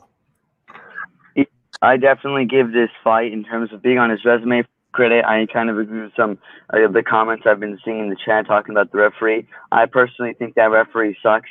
And whenever this find out that the referee is going to be the official, I kind of, start sweating a little bit. I'm like, this fight I thought was going to be really good. It has this trash referee, so who knows now, right? But in terms of actually the contents of the fight, I think it was clearly a victory for AJ. So I give him Joseph Parker. Yeah, I think you was breaking up just a tad bit, but we got the gist of it. Just stepped in the building. Jordan C stepped in the building, and John Daly. What's up with you, fam? Appreciate you guys coming through. But yeah, no, we heard you just broke up like right at the end. We heard you though. But so get this smoke. Listen, get this smoke. I know you heard some stuff that you wanted to probably combat or speak on earlier, but you are stuck on the Parker fight. I don't want to back up because I know this will be another 3 hours messing with you, Smoke. So let's start from the Parker fight. Credit, thumbs up, thumbs down. Smoke, you know how this works. You've been on here a few times. Sergio, what's up with you, fam? Yeah. So for the Parker fight, yeah, I think he gets credit, but I think credit is definitely taken away from him from the ref. But also, I mean, it's mostly the ref not doing his job, but AJ was giving a lot of liberties. Also, I don't think the score cards it shouldn't have been that wide. I think he got like a 119 score and like a couple of 118s. It wasn't that kind of fight. And, you know, just without backtracking, all of this, like protecting AJ and his development. And meanwhile, you talk about other people's development. You guys need to probably check, instead of looking at the number of fights, why don't you take into account the number of first round knockouts, right? If you want to talk about development and whether a guy is new to the sport or not new to the sport. And I'm just going to say this one thing about Wilder, and it's only because of the comparisons. Wilder still, to this day, doesn't have 200 rounds as a fighter, either amateur or professional. If you combine all the rounds that he has, it's still not 200 rounds yet. Right. So when you're doing these comparisons about these guys' development, why don't you take that into context? How long they've actually been boxing and what's actually happened in their careers. So if you're saying he had less rounds professionally, you're saying he had less experience, my friend. Yeah, but exactly. We're talking about development. When we're talking about development of a fighter, you go, a guy has 30 fights, but right. 25 of those fights didn't even go around. Yeah, so what are we talking about? No, hold on for a second because we ain't, remember I told you before, this is not gonna be like one of those shows, but I will say this about the rounds. And you do have to take that in consideration. I get your point, but there's also other variables when we talk about that. Okay, and another variable that I just want to point out, and then we're going to leave this one alone and just continue with the discussion. But another variable that I want to point out with that concerning Wilder is that, bro, he was fighting guys ranked like 380 and knocking them out. So it wasn't rounds. He wasn't going to get any rounds out of those fights. Those guys weren't the type of guys at the level of competition that were going to provide rounds for him, because they were all very low-level fighters and just sent in there to be tapped and knocked out, bro. And so we have to take all variables in. I get what you're saying, Smoke, and I don't really want to get into that discussion because that's actually a good debate, actually. So I get what you're saying, but there's more variables involved in it. That's basically what I wanted to say with that. You know what I mean? I'm good, and I'm good with that, and I'm good with that, and everybody does that. And their thing is, you can see, at what point do you start to step it up with guys who are, higher ranked in the world or in the sanctioning body or whatever the hell. Right. That is a separate conversation and a separate debate that you should probably mention if you're going to start talking about how this guy had 30 fights, but this guy had 16, and so you start giving passes to guys, right? And I only say that because it came up on the Parker fight too. Hold on. I only say that. Hold on for a second. What we can do is spark another live later and talk about that. We can spark a live about that. But right now, let's just stay on under fire. I was saying that it came up with the Parker and AJ fight, right? It keeps coming up that these guys are developing, right? So I just want to throw it out there since we're talking about like guys get credit for fights because of we need to look at where they are in their careers at the time. Calm down for a second. Hold on, bro. A lot of these things are going to come up. But my thing is this. If we put Wilder under fire, then this would be the time for this discussion that you're having right now. And so, like, I can appreciate a lot of the things that you're saying. Like, you're making valid points. I'm not saying that you're not making valid points, but if Deontay Wilder was under fire, if this episode was under fire, Deontay Wilder, those points would be relevant to this conversation. But cool. This is Joshua. Yeah. So it's not really relevant. Yeah, no, I got you. I'm just when we're talking about fighter development, let's look at all of the development, not just the number of fights that they have. No, we get you, dog. We get you. That's it. Even if it's Joseph, regardless, we can take Wilder out of it. I'm just saying, like, when you're looking at the context, that also is a factor in the development. When you bringing your points up and laying your validity to the point you're talking about, speak on that. Now, next. Smoke, just ease up, bro. We ain't flaming Wilder. No, I got it. I'm easy. No, I definitely think he gets credit. I definitely think he gets credit for that. The Fury win was a good win. The AJ win was a good win. Kajanu was like, neither here nor there. Takam was a European champion. Parker's all right. Yeah, brother. We just breaking up AJ's career. We ain't even. We're breaking it down. So Smoke. Like D said. Oh, go ahead.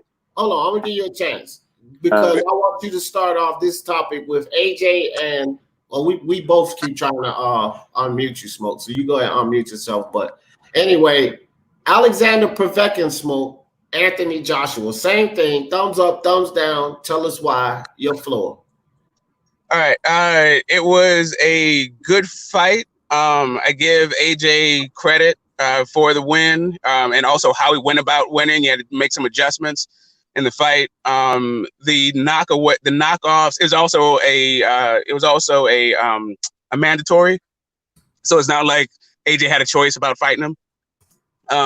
But at that stage in his career, and Povetkin himself as a fighter, Povetkin's style is more suited to a different generation. Not only is he older, but he has a really physical style that takes a lot of athleticism, and takes a lot of agility. It takes reflexes. It takes all this stuff that sort of deteriorates over time, right?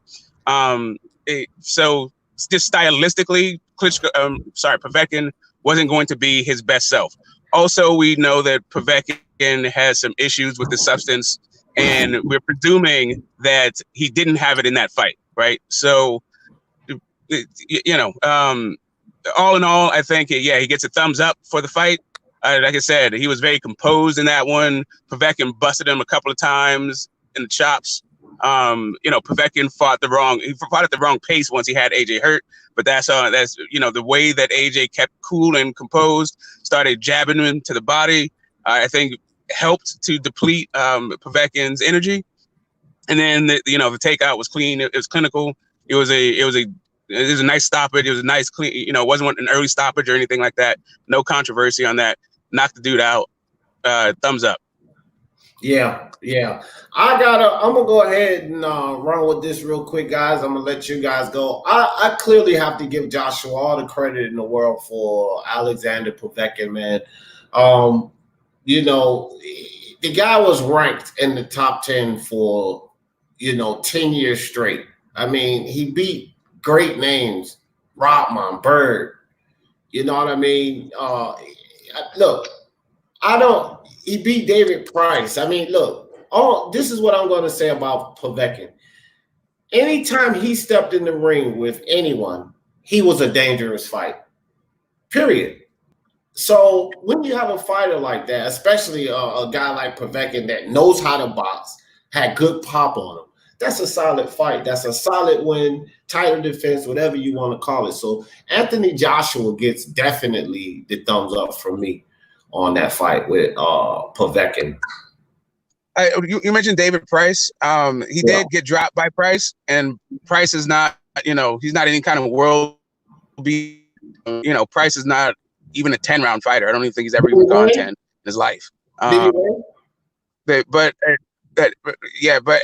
also I was saying, a different generation. Guys are a lot bigger now, and I think that kind of, the upper echelon. Povetkin is not a dangerous fight for everybody, but he is the dangerous fight for some people. I don't know. I don't think he was a dangerous fight for Michael Hunter. Yeah, well, he's all right. He's all right at this stage. That's an older Povetkin, but Johnny Boy, Alexander Povetkin and Anthony Joshua. Oh, yes, sir. He deserves credit for that one. Absolutely. The Povetkins have been around the game a long fucking time. He's a veteran. He's an OG in the heavyweights, bro. And and even at the time AJ fought him, he was still a top 5, 6, 7 heavyweight, bro. So you have to give him props for it. He was top 5, yeah. Yeah, top 5, top 6, you know what I mean. But he so he's a you know, was he a little bit past his prime in this? Yeah, he was, but it's still a very good win nonetheless. All right, cool. South Croy. Yeah. Most mandatory fights I'll give credit for, because if you're mandated to fight the champion, it means that you're doing quite well. You can't be in a mandatory position normally if you're a bum, you know. And so normally in boxing I give people credit for beating the mandatory.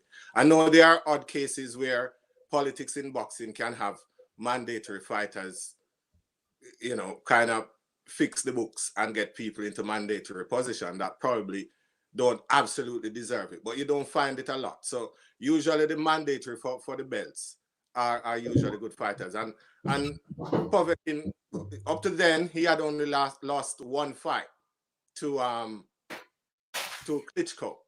So you have to give AJ some credit for that. No doubt. I give him a thumbs up for that. Fact. I think IBT, you up, brother? Yeah, I definitely, especially since he was mandatory, right? I definitely have to give full credit. Povetkin's been a top heavyweight since like 2008, 2007, right?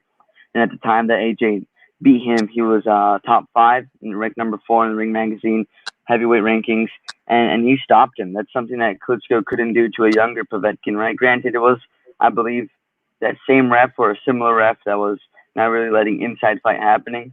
But AJ did well to overcome adversity, because I do know he did get hurt in that fight, and he was able to come back and knock out Povetkin. Yeah, I definitely rate Povetkin. I think that's a good win for him. Cool. All right. So moving on, it is all right, guys. So I think we go into 2019 as Andy Ruiz Jr., the first fight. And I'm gonna say this flat out. First off, let me say this. Monty Brown, I see you in the chat. This live right here is Speaking Mind Sports Talk Live Daily. So we popping up another live later. Feel free to come join the panel. But on this is a discussion. It's not that type of live. So, but with that being said, going to this first Andy Ruiz fight, I'm gonna say it like this, bro. Joshua got beat. All of the flack that he got from that fight, he deserved. I was giving him flack from that fight, but prior to him losing in that fight, I had been going back and forth with my man IBFP about a lot of the issues that Anthony Joshua was exposed for in that fight. I mean, we would go back and forth, because I was like, bro, he needs to tone down those bulky muscles. I don't care how much stamina and endurance training he get. If he keeps those bodybuilder style muscles, he's always going to have problems with that. I say he needs to definitely work on footwork, because his footwork is poor. You know, and he did that. I say he needs to work on pumping that jab more. Let's just put it this way, guys. A lot of the things that Anthony Joshua did from the first fight to the second fight are the things that I was complaining about him before that first fight with Ruiz. And Joshua turned himself around, not only for that Ruiz fight, but as a boxer. By working on those things diligently and changing those things and implementing those things into his repertoire and to his tool bag, Joshua improved himself overall as a boxer, because he needed to do those things a long time ago. But again, it's a loss. And we're talking about the flack that he catches for the fight. Does he deserve it or does he not deserved, and he deserved all the heat that he was catching for this fight because, again, if we're going to give heat to fighters like Tank or Spence or whoever else for the lack of what they're doing to improve themselves concerning boxing, then I'm going to give the same heat to Anthony Joshua. And I gave him a lot of heat because he just wasn't doing these things. And he got beat up by Ruiz. And guess what? He figured out, you know what? I damn sure need to do these things. So to me, thumbs down for that fight. He got beat, and he gets the thumbs down from me because all of the heat and the flack that he was getting, he deserved it. So that's my opinion on that first Ruiz fight. Smoke. Does he deserve the flack that he got? From the first. I mean, from the first Ruiz fight. I think. All right. So what was he called? He was labeled a quitter. Well, I thought he did quit on the fight. I don't know that he's necessary. I don't know. That's hard. Like he was called. He was saying that he was washed. I don't know. There's a lot of stuff that happens, I guess, when you lose a fight, and when you lose a fight in that fashion, that I think he deserved. And also the style of fight that he came in, it was definitely his fault. Like he said he let Wilder's. He said he let Wilder's Brazil performance get to him. He said he let the boos of the crowd for the AJ Parker fight get to him, and he wanted to, perform, and he made a fatal mistake. So that's all on him. And that's all his fault. I would say that, he got what he deserved. Yeah. Thumbs down. All right, Johnny boy. Yeah. If you don't mind, D, I'm just gonna kind of wrap both the Ruiz fights into one present, if you don't mind. Yeah, no, do your thing. Do your thing. Oh, okay. Well, I'll say this. Andy Ruiz whooped him the first time. It was very unexpected. He was a very heavy underdog. And Andy Ruiz deserves all the credit in the world for winning that first fight because nobody gave him a shot in hell. I don't care who you are. If I go back and watch your prediction video on that fight, I guarantee you didn't give that fucking first one to Andy Ruiz. Nobody got that fight right. But that being said, however, when Anthony Joshua took that L, there's no excuses for him. Just like there's no excuses for Fury whooping on Wilder's ass in the second fight. Again, consistency. If I'm not giving you credit for Brazil or fucking Eric Molina, I'm not giving the other guy credit for it. Same thing. There's no excuses for Anthony losing to Ruiz. There's no excuses for what, same thing. Now, that being said, fast forward to the rematch. It always takes balls to step back in the ring with the guy who just knocked you on fucking Goofy Street. It always takes balls for that. And you guys who've been to the gym before and boxed and fought in the street, whatever the fuck it is, fought in the street before, if you get the shit kicked out of you and then go back to fight the same kid 2 days later, bro, you got some heart, son. So, that being said, and I also give props to Anthony in that rematch for playing it smart and outboxing him instead of trying to using his brain instead of his balls. Instead of trying to go in there and brawl with Ruiz, he went in there and boxed him smart. He used his head instead of his nuts. You know what I mean? So overall, I think the whole thing, both the Andy Ruiz fights were a learning experience for Anthony Joshua. There's no excuses for him losing the first fight, but he deserves praise for winning the second. That's what I'll say to that, and I'll leave it at that. All right. Good breakdown. South Croy, what you think, fam? Yeah. When a man lose, when a fighter loses, it's you can't, your hands are tied. It's a thumbs down. If you lost the fight, you did too many things wrong, and the other fighter got more things right than you. So it's a thumbs down for that. I'm as a AJ fan, that's unacceptable for me. But it's not acceptable. I think AJ is better than that. He should have displayed, better composure when it started getting out of his control. He should have thought some more on his feet and step away from the heat a bit more before getting back to engage. Well, so thumbs down for that fight. But and he deserved all the bashing he got. But I think some of it was a bit over the top because people didn't give Andy Ruiz any, like, they didn't give him any credit at all as being a good boxer. Up to then, he had about 33 fights. He would have only lost once in a very close encounter. I thought he won that fight myself with Joseph. I thought he won that fight. I thought if it wasn't in New Zealand, I thought he would have gotten the decision. So, and Joseph Parker is a very good fighter. So Andy Ruiz could have been a champion if boxing, barring boxing politics, Andy Ruiz could have been a champion. So I think AJ deserves his bashing that he got because he lost. So you deserve your bashing. And as I say, as an AJ fan, unacceptable AJ. You can't represent your fan base going there and make Andy Ruiz knock you out. You're mad. You're crazy. Now, so yeah, but all in all, I just think that people should see should give the bashing Andy Ruiz too much. They're saying that he's a nothing opponent and he was just a walkover and AJ should have just rolled over him. No, he's not a walkover. And I think that in the future a lot of guys will have some problems with if Andy Ruiz gets in shape.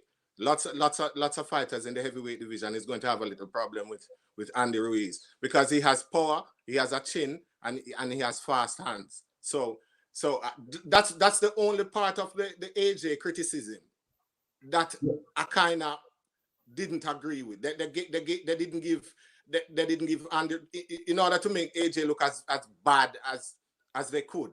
They didn't give Andy Ruiz any credit at all. So that's what they do. They always try to discredit the opponent to take away shine or to make it worse for the boxer that they're hating on. So yeah, I get that, but and I don't agree with I don't agree with everything they were saying about Joshua. Just like a lot of the heat, but they were saying some stupid shit as well. So yeah, I bashed Joshua too. So yes, I agree with the criticism 95%. Yeah. Right. Joshua. There you go. Yeah. So Raider from LA and my bad, Corey. Raider from LA and Eddie Stavern stepped in the building. What's up, fam? Just wanted to shout out those guys. So IBT, you didn't go yet, did you? No, I didn't go. All right, well, it's your floor. It's your floor, fam. Yeah, so kind of backing off of what you guys were saying there, I think the first fight, I actually thought Andy Ruiz was a better replacement opponent than Jarrell Miller because of that fight with Parker. It could have gone either way, and many people thought it actually went Ruiz's way if it weren't for the fight's location where it took place.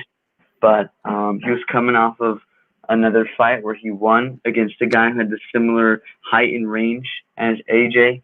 He called out AJ, right? He reached out to Eddie Hearn. So for me, I think it was a good opponent to fight. But I give him, I mean, you don't really give credit to someone for winning, but I do think he, essentially when he lost, I think he deserves some of the criticism about, like what you were speaking on before the fight, where he's too muscle bound. He's kind of walking everyone down. He's too willing to just give up the strategy and just kind of use his power, which is good sometimes, but it doesn't always work. And we saw it didn't work clearly against Ruiz. He knocked him down, tried to finish him off. Ruiz slipped his punches twice, counters to the temple, and it was basically game over from there because he rocked him and he wouldn't let him go. Right? He got his claws on him, and he wasn't letting AJ get off the hook easy. And I think the criticism for me that's valid for AJ is the excuses he made after the fight. Because during the post-fight interview, he was talking about how, Ruiz was a better man that night and he just won. And I thought that was very humble and I thought that was good. But as the rematch approached, he started talking about how it was a lucky punch or a fluke or a punch from the gods. And to me, that kind of stuff, not only are you discrediting the guy who just, stopped you, but you're also, like, if you want to beat him, now you're discrediting him in terms of the credit you're going to receive because you're saying, oh, that guy wasn't actually that good.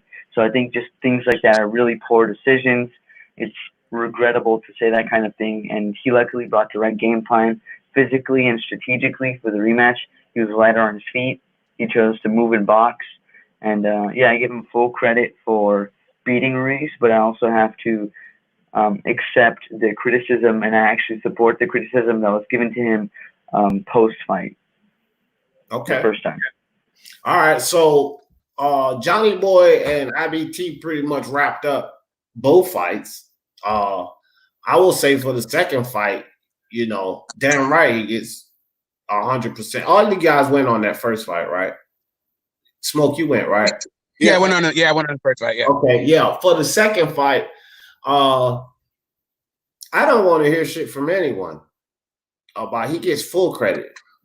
Everything he did in that second fight was amazing, bro. Like amazing. Like this, the way he, you know, revamped himself. The game plan he came in with was great. He executed it great. He whooped Andy Ruiz's ass for 12 rounds. Like, I don't want to hear a damn thing from anybody. He gets 2 thumbs up for that second fight from me. And he became a 2-time champ, which is huge in this sport. Not just and it was a great champ like Devin Haney and what Teofimo said, 2-time email champ. No, he won the belts 2 times. Yeah. You know you may want to put some earplugs in then if you don't want to hear nothing bad about that one. Hold on, Smoke. You cut Johnny Boy off. Hold on 1 second, bro. I was just gonna say, see, now you made me lose my fucking train of no, I'm just but what's it called?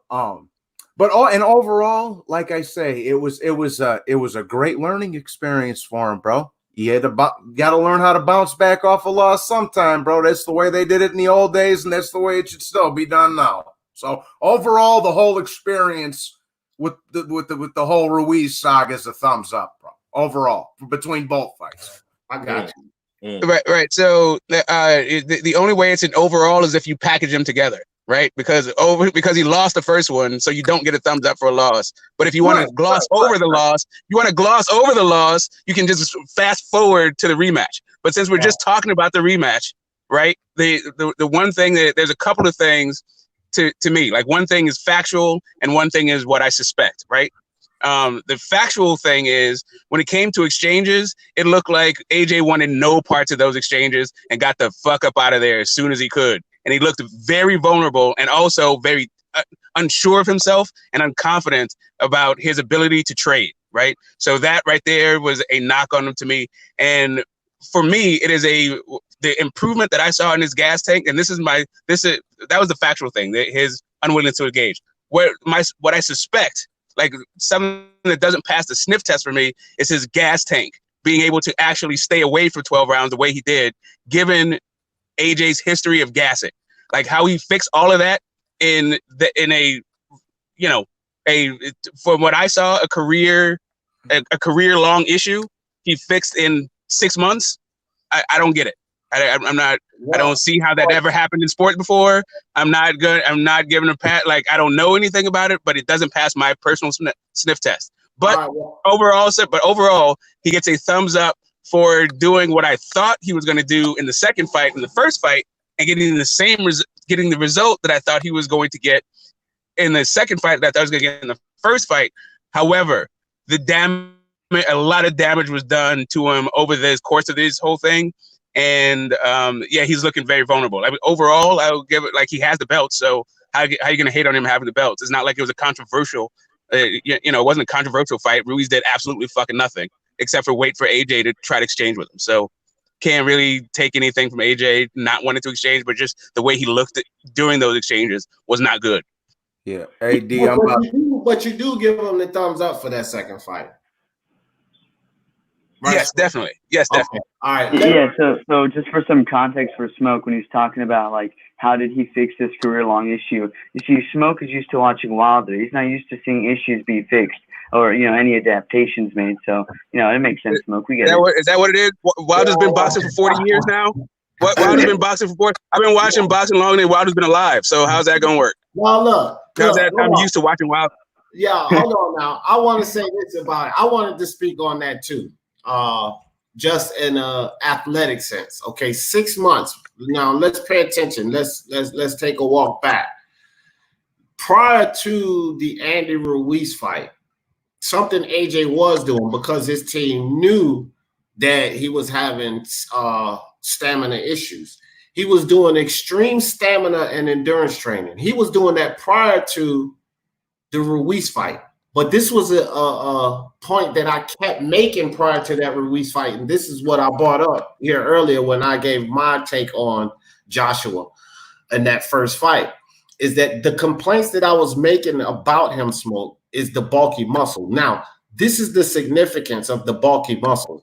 Okay, he was already, again, doing stamina and endurance training, but it is a known fact, and you like to deal with facts, Smoke. So this is a known fact that you need oxygen to flow freely so that you can keep stamina and endurance with you. The oxygen has to flow. When you have those bodybuilder style bulky muscle, it restricts the flow of oxygen. So as soon as you tone that down, and 6 months is ample time to tone down high cardio, high reps. If you know anything about working out, 6 months is ample time to tone down those tight bodybuilder style muscles. Therefore, you will relieve the restriction of the flow of oxygen. Therefore, oxygen will flow better. And since you are already doing extreme endurance and stamina training, you can see a turnaround that quickly. You see that turnaround happen in NBA. You see it happen in football. You see it happen in many different sports. And because heavyweights are not restricted to having to cut weight, they don't really tear their bodies down the way a lot of the other weight classes do. So it's very reasonable that he was able to cut down the bulky muscle and improve his stamina that drastically, because that was the bane. That was the main reason he kept having stamina issues, despite of all of the endurance and stamina training he was doing. And so that's what I wanted to share on that. And I agree with what you're saying. I agree with what you're saying there. Go ahead. Hold on a second, IBT. Hold on 1 second. Let me just respond to what he's saying. And I agree with your assessment about, the oxygen needs to get to the muscles. The bigger you are, the more muscular you are, the less your endurance and your stamina. It affects your endurance and your stamina. I agree all of that. The only issue is he still had those issues when he was earlier in his career, when he was a similar size that he was against the Ruiz in the Ruiz rematch. He still had stamina issues then too. So you can't put it on the bulky muscle. AJ. What about Parker? What about Parker? He went 12 rounds with Parker, and I don't think that. He gassed it. Yeah, he was definitely like there was a part. Here's my thing. Look, just check it out. When he fought Parker, it was before he turned Hulk Hogan on us. Okay.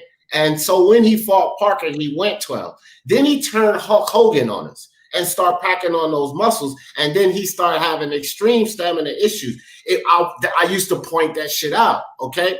So when you go back and take away what caused those stamina issues, that's why you have that turnaround. But what I'm saying is he had the stamina issues before he bulked up in the first place. He's had this bulkiness on the one fight. That's fine if you only talking about the one fight. The issue is his stamina. He's had these same stamina issues before he bulked up. When he bulked up, the only time he hasn't had stamina, the only time he didn't have stamina issues is in the last fight. Right? What I'm saying. This is what I'm saying. I'm saying before his first 10 fights, when he was still fighting 4-rounders, he was gassing the third round and he was small as hell. He wasn't bulked up or anything. He's had these even in the Dillian White fight, he gassed. And I'm saying that in the Dillian White fight, he wasn't using lateral movement and on his bike for 12 rounds, right? And what I'm saying to you is, listen. You mentioned other sports. Other sports, they pay millions of dollars to get incremental increases on their stamina, not full blown first you were gassing, going 7 rounds, not even using lateral movement, not being on your bicycle, to being able to go 12 rounds on your bike. That's all I'm saying. Listen, all I'm saying is I get where it's coming from. I'm not saying that the guy there is the issue about testing was brought up before the fight happened, right? So we knew before that perhaps there could have been some issues with the testing, perhaps not. All I'm saying is I'm suspicious, right? I didn't say the dude's cheating. I'm just saying I saw a market improvement, and for me, it doesn't pass the sniff test. All right, go ahead, Corey. Yeah, bro. You're going to talk about smell test and things that can't pass the smell test. You're opening a whole can of worms, because that metal. There are certain things that hadn't passed the smell test for a lot of people with other fighters, with probably your favorite fighter. Definitely, I agree. Hold on. Metal in the hand. This man fight 40 man, knock out 40 man cold. He has metal in his right hand.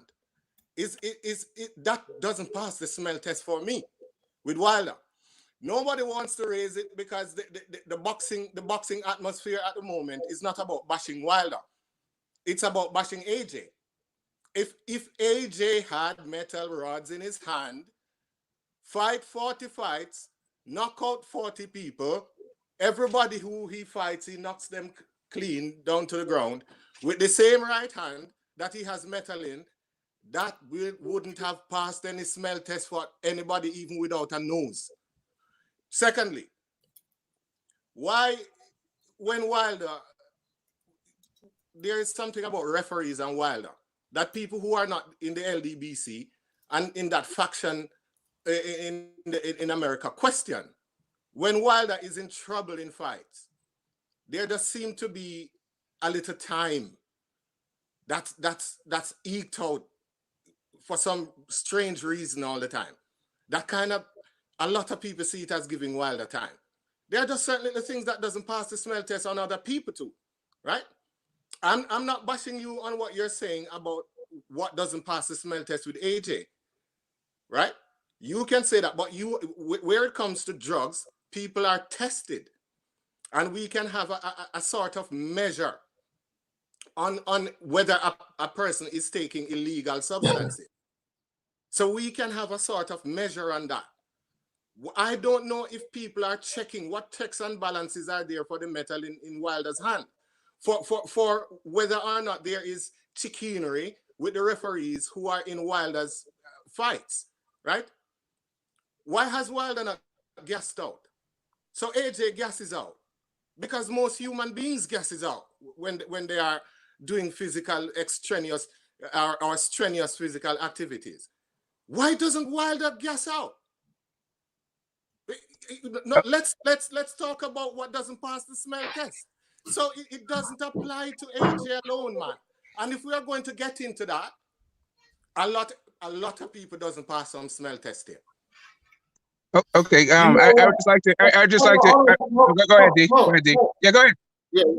All right. Look, I will say this, Croy, and I've said this about Deontay Wilder, and both Charlos, right? Those three guys are physical specimens, fam. Physical specimens, okay? I ain't even really like why they don't gas out. Look at them. Their fucking body fat probably gotta be like down like at 9 or something. These guys are ripped to shreds.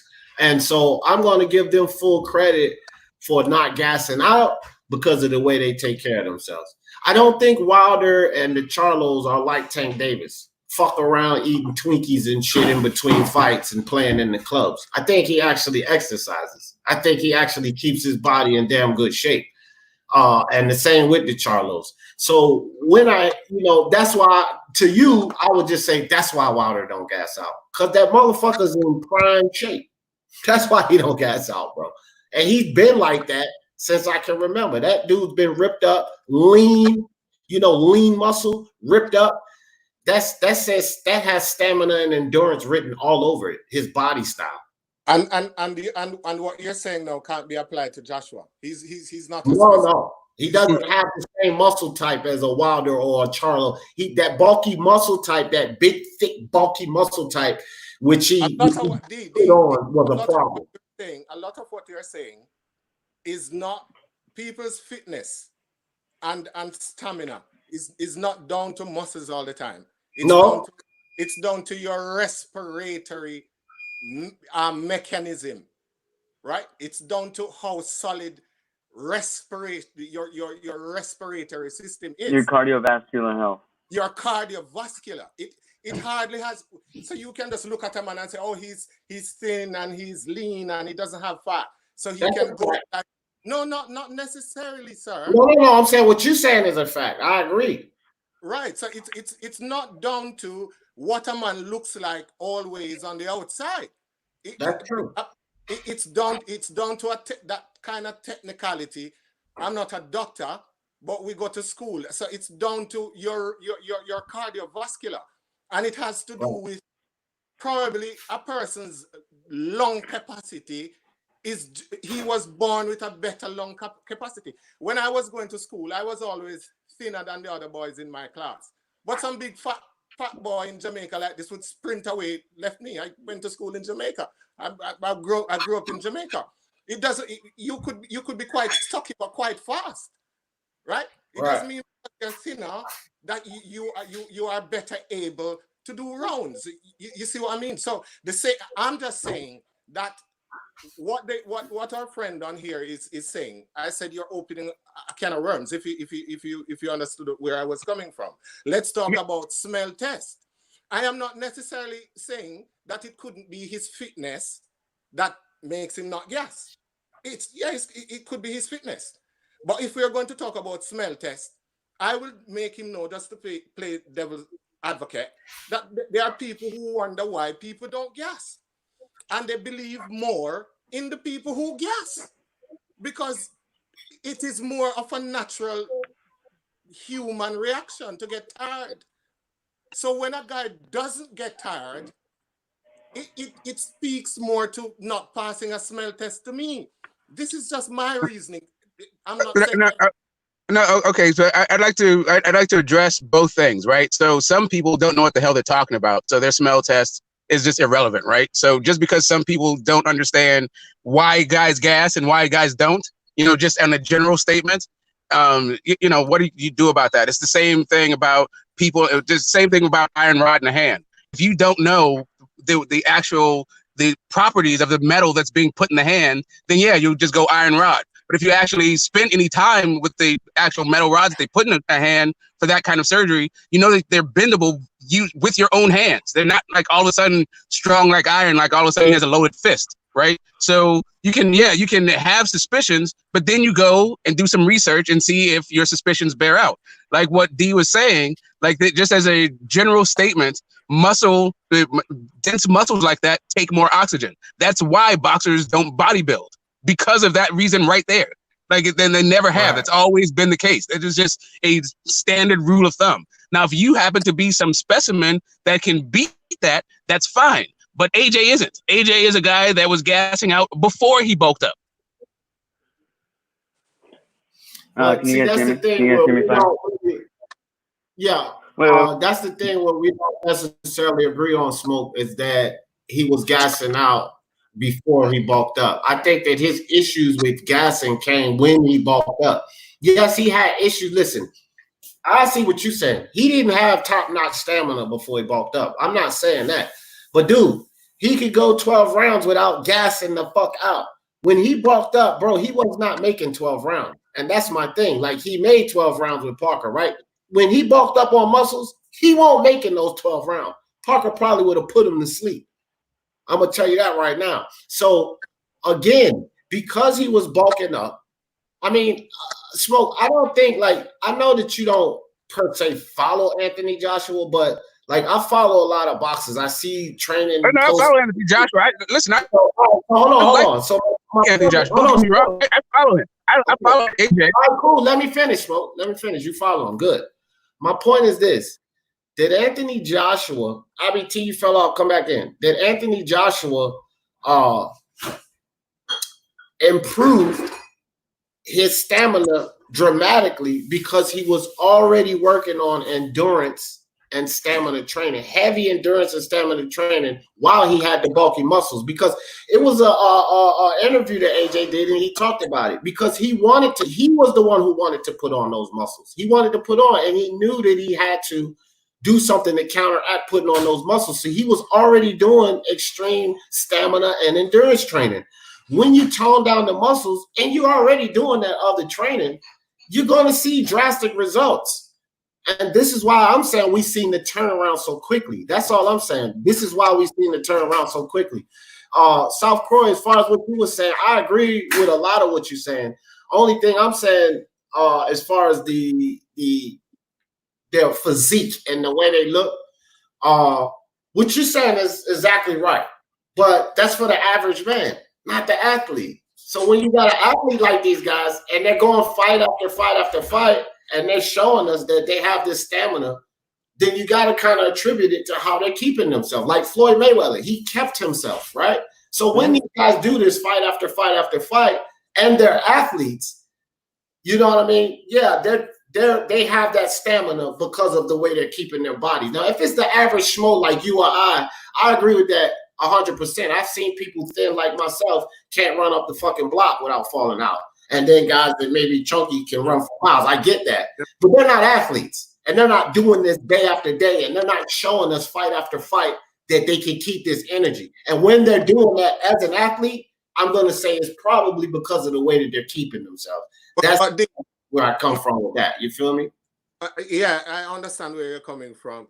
And what I'm saying really is because if you have a starting point where you are this good and you add to it, because a lot of people who are successful will tell you that it's not just their talent, you know.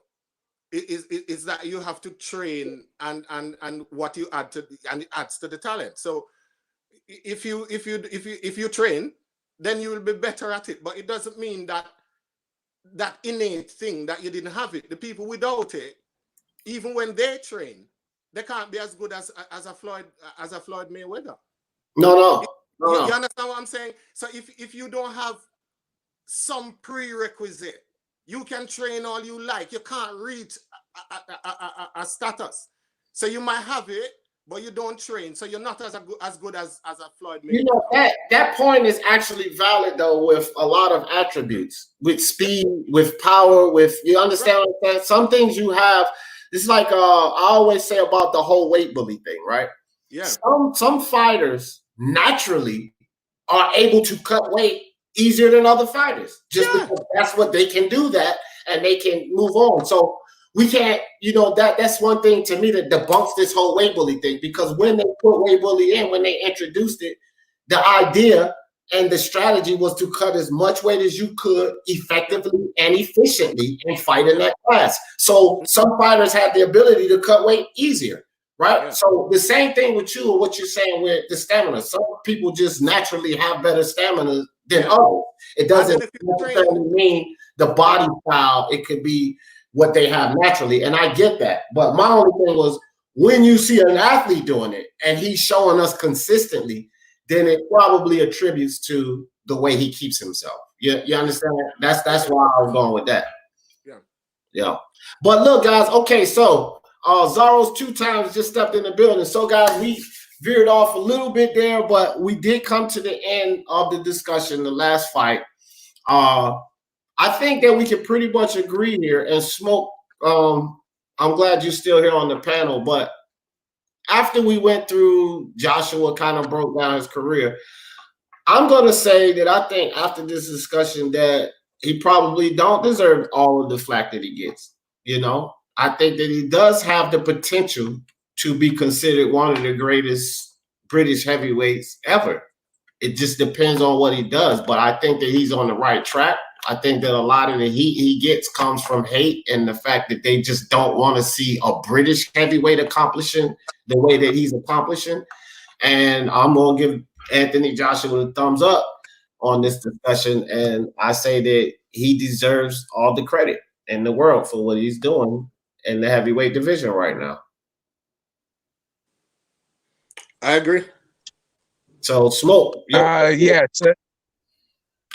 So as an American that doesn't give AJ all of the credit that you guys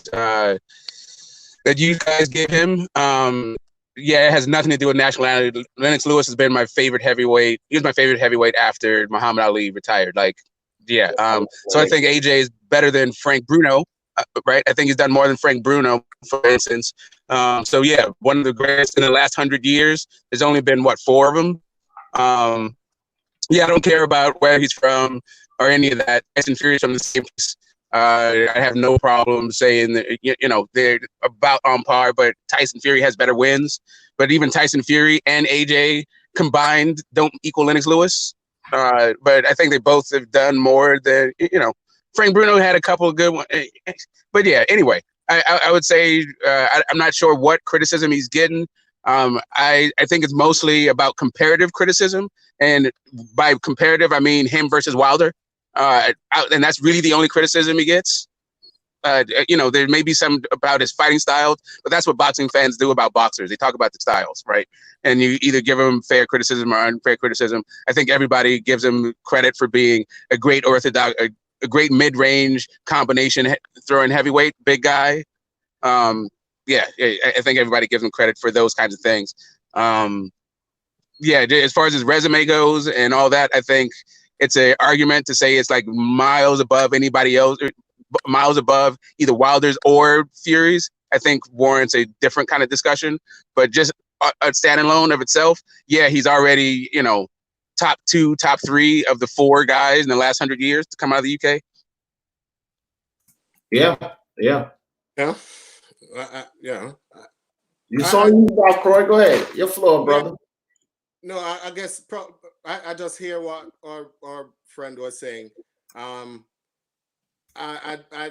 respect what he said a while ago.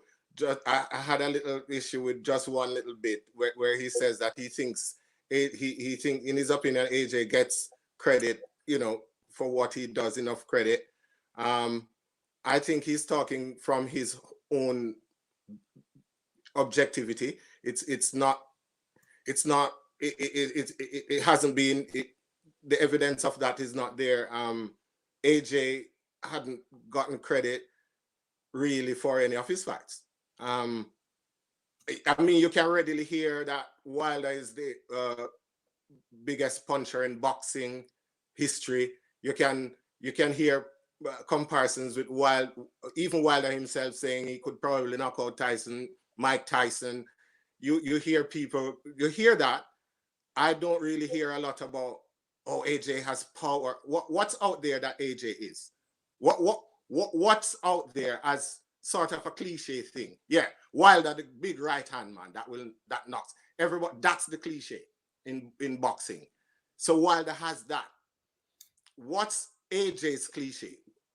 AJ is the pussy, the juice man, the man who hype job from Eddie Hearn money bought him his belts.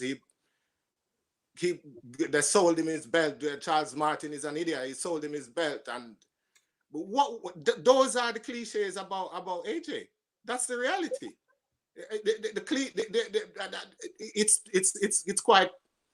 It's quite obvious. It's quite paradoxical.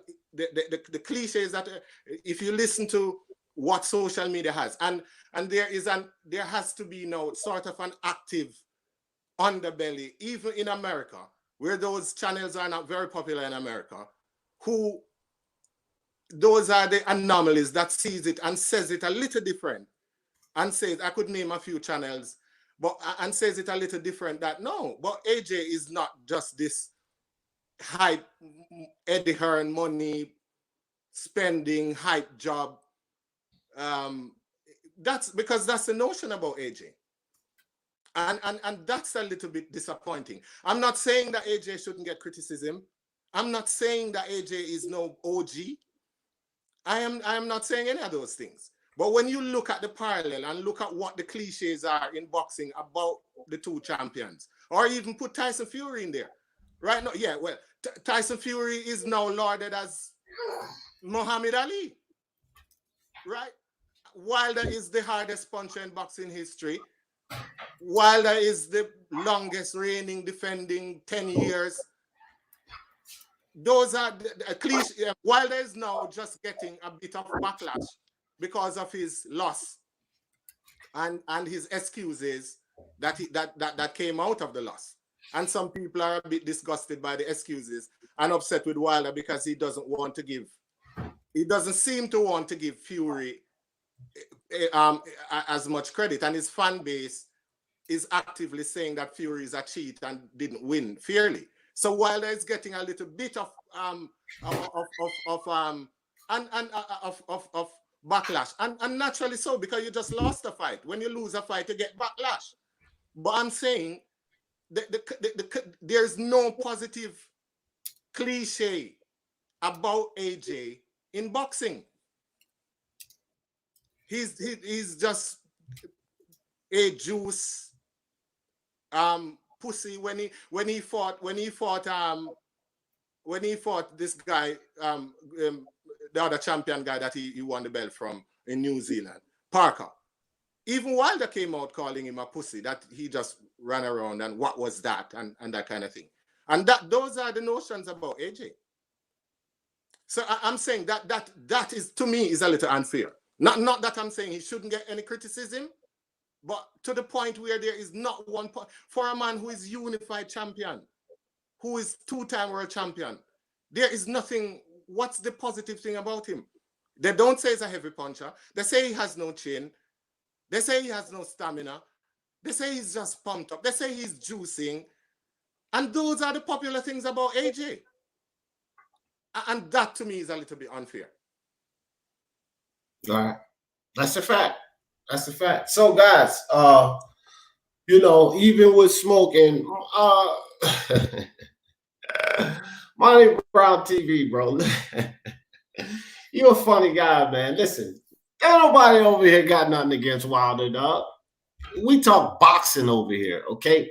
We have something against the farcities of boxing. So if you want a pro-black community, if you want to listen to boxing talk that's all about black fighters only, then go back around your LDBC buddies, bro, and then you'll feel at home. But when you come over here to this channel, you're going to hear boxing and consistency with truth, whether it supports your black fighters or not, Monty Brown. We don't do that over here, Monty Brown. We don't only pump up black fighters, Monty Brown. We pump up fighters over here. So take your goddamn racist ideals back to the LDBC and stop coming over here with all your trolling. Because here's something for sure, Monty Brown TV. You set up on your live and say, I don't even fuck with D. Jefferson Little channel. But you keep coming over here, dog. I don't come to your channel because I don't want to listen to your garbage. Now, shut up in the chat and learn something, because that's what you can do over here. You can learn something, okay? Learn the facts, the truth. Shut the hell up. Now, great show, guys. Great show. Great discussion. Great boxing talk, Monty Brown. This is what we do over here. Great boxing talk. I appreciate you guys. South Croy, you killed it today, bro. You should have been on this panel. I appreciate you coming on. Smoke, get this smoke, always bringing the excitement, the fire, the adversity, the opposition, but with validity. So Smoke brings the opposition, but unlike this clown in the goddamn chat, Monty Brown, Smoke brings the opposition with validity. With reasoning. With reasoning. Yeah. With logic. With boxing knowledge. Not with bias, race baiting, or the nonsense that Monty Brown does. So Smoke, get this smoke. My brother, always welcome. I appreciate you on the chat. I appreciate your perspective and your contributions, my man. Yeah, man. Till next time. I'm sorry I couldn't get on the panel earlier. You know, and I guess I need to come to the chat, you know, at the very beginning, so I can get a spot, because man, you guys and your thing, like, and you know, I just wanted to like I said, like AJ is fine. I think the only thing that happens is when you start comparing him to other fighters. That's when you start to hear all this like supposed AJ hate come out. Yeah, but that's a fact. Just looking at the guy by himself, like whatever. But yeah, peace to D, peace to the chat, and you know, yeah, you know, I'm here. See you tomorrow. All right, okay. I appreciate you, man. Appreciate you, South Croy. All right, guys. So in closing, AJ gets a thumbs up. Great breakdown. IBT, guys, was my co-host for this show, this particular show and this topic, but his phone died out. He was down to 1%, so he hung on as long as he could. But I appreciate you. Thank you, IBT. He provided a lot of the data. It takes a lot of research to do some of these shows, and IBT helped me out with the data and everything. Because over here on Speak Your Mind Sports Talk, we like to bring forth shows and give you guys valid data, not biasness and race-baited and foolery like the troll in the chat, Monty Brown. But hey, Monty Brown, I appreciate you coming through, and I'm not being sarcastic. I actually do appreciate you coming through, joining the chat, giving your feedback, whether it was bullshit or not. I do appreciate that, and you're welcome anytime. And I appreciate you guys with the wrenches not timing him out, because that's what we do here. We like to show Monty Brown how this is supposed to be done. So get it and take it back to your people, Monty Brown, and say, hey, they got a pretty good platform over there. They actually let people talk without timing them out every freaking second. Hey, you know what I mean? That's a pretty good place, Speak Your Mind Sports Talk. You can actually get your ideas out, whether you agree with them or not, and they won't time you out. So you go share that with your LDBC brothers, Monty Brown, because that's how we do it over here. You know what I'm saying? So, hey, again, guys, thank y'all for not timing them out. Anytime we do get someone over here like that, I want Monty Brown and anybody else to be able to come over here and speak their mind, because that's what this is called, Speak Your Mind Sports Talk. And y'all know how I always end this thing. For the love of sports, let's talk about it. Peace.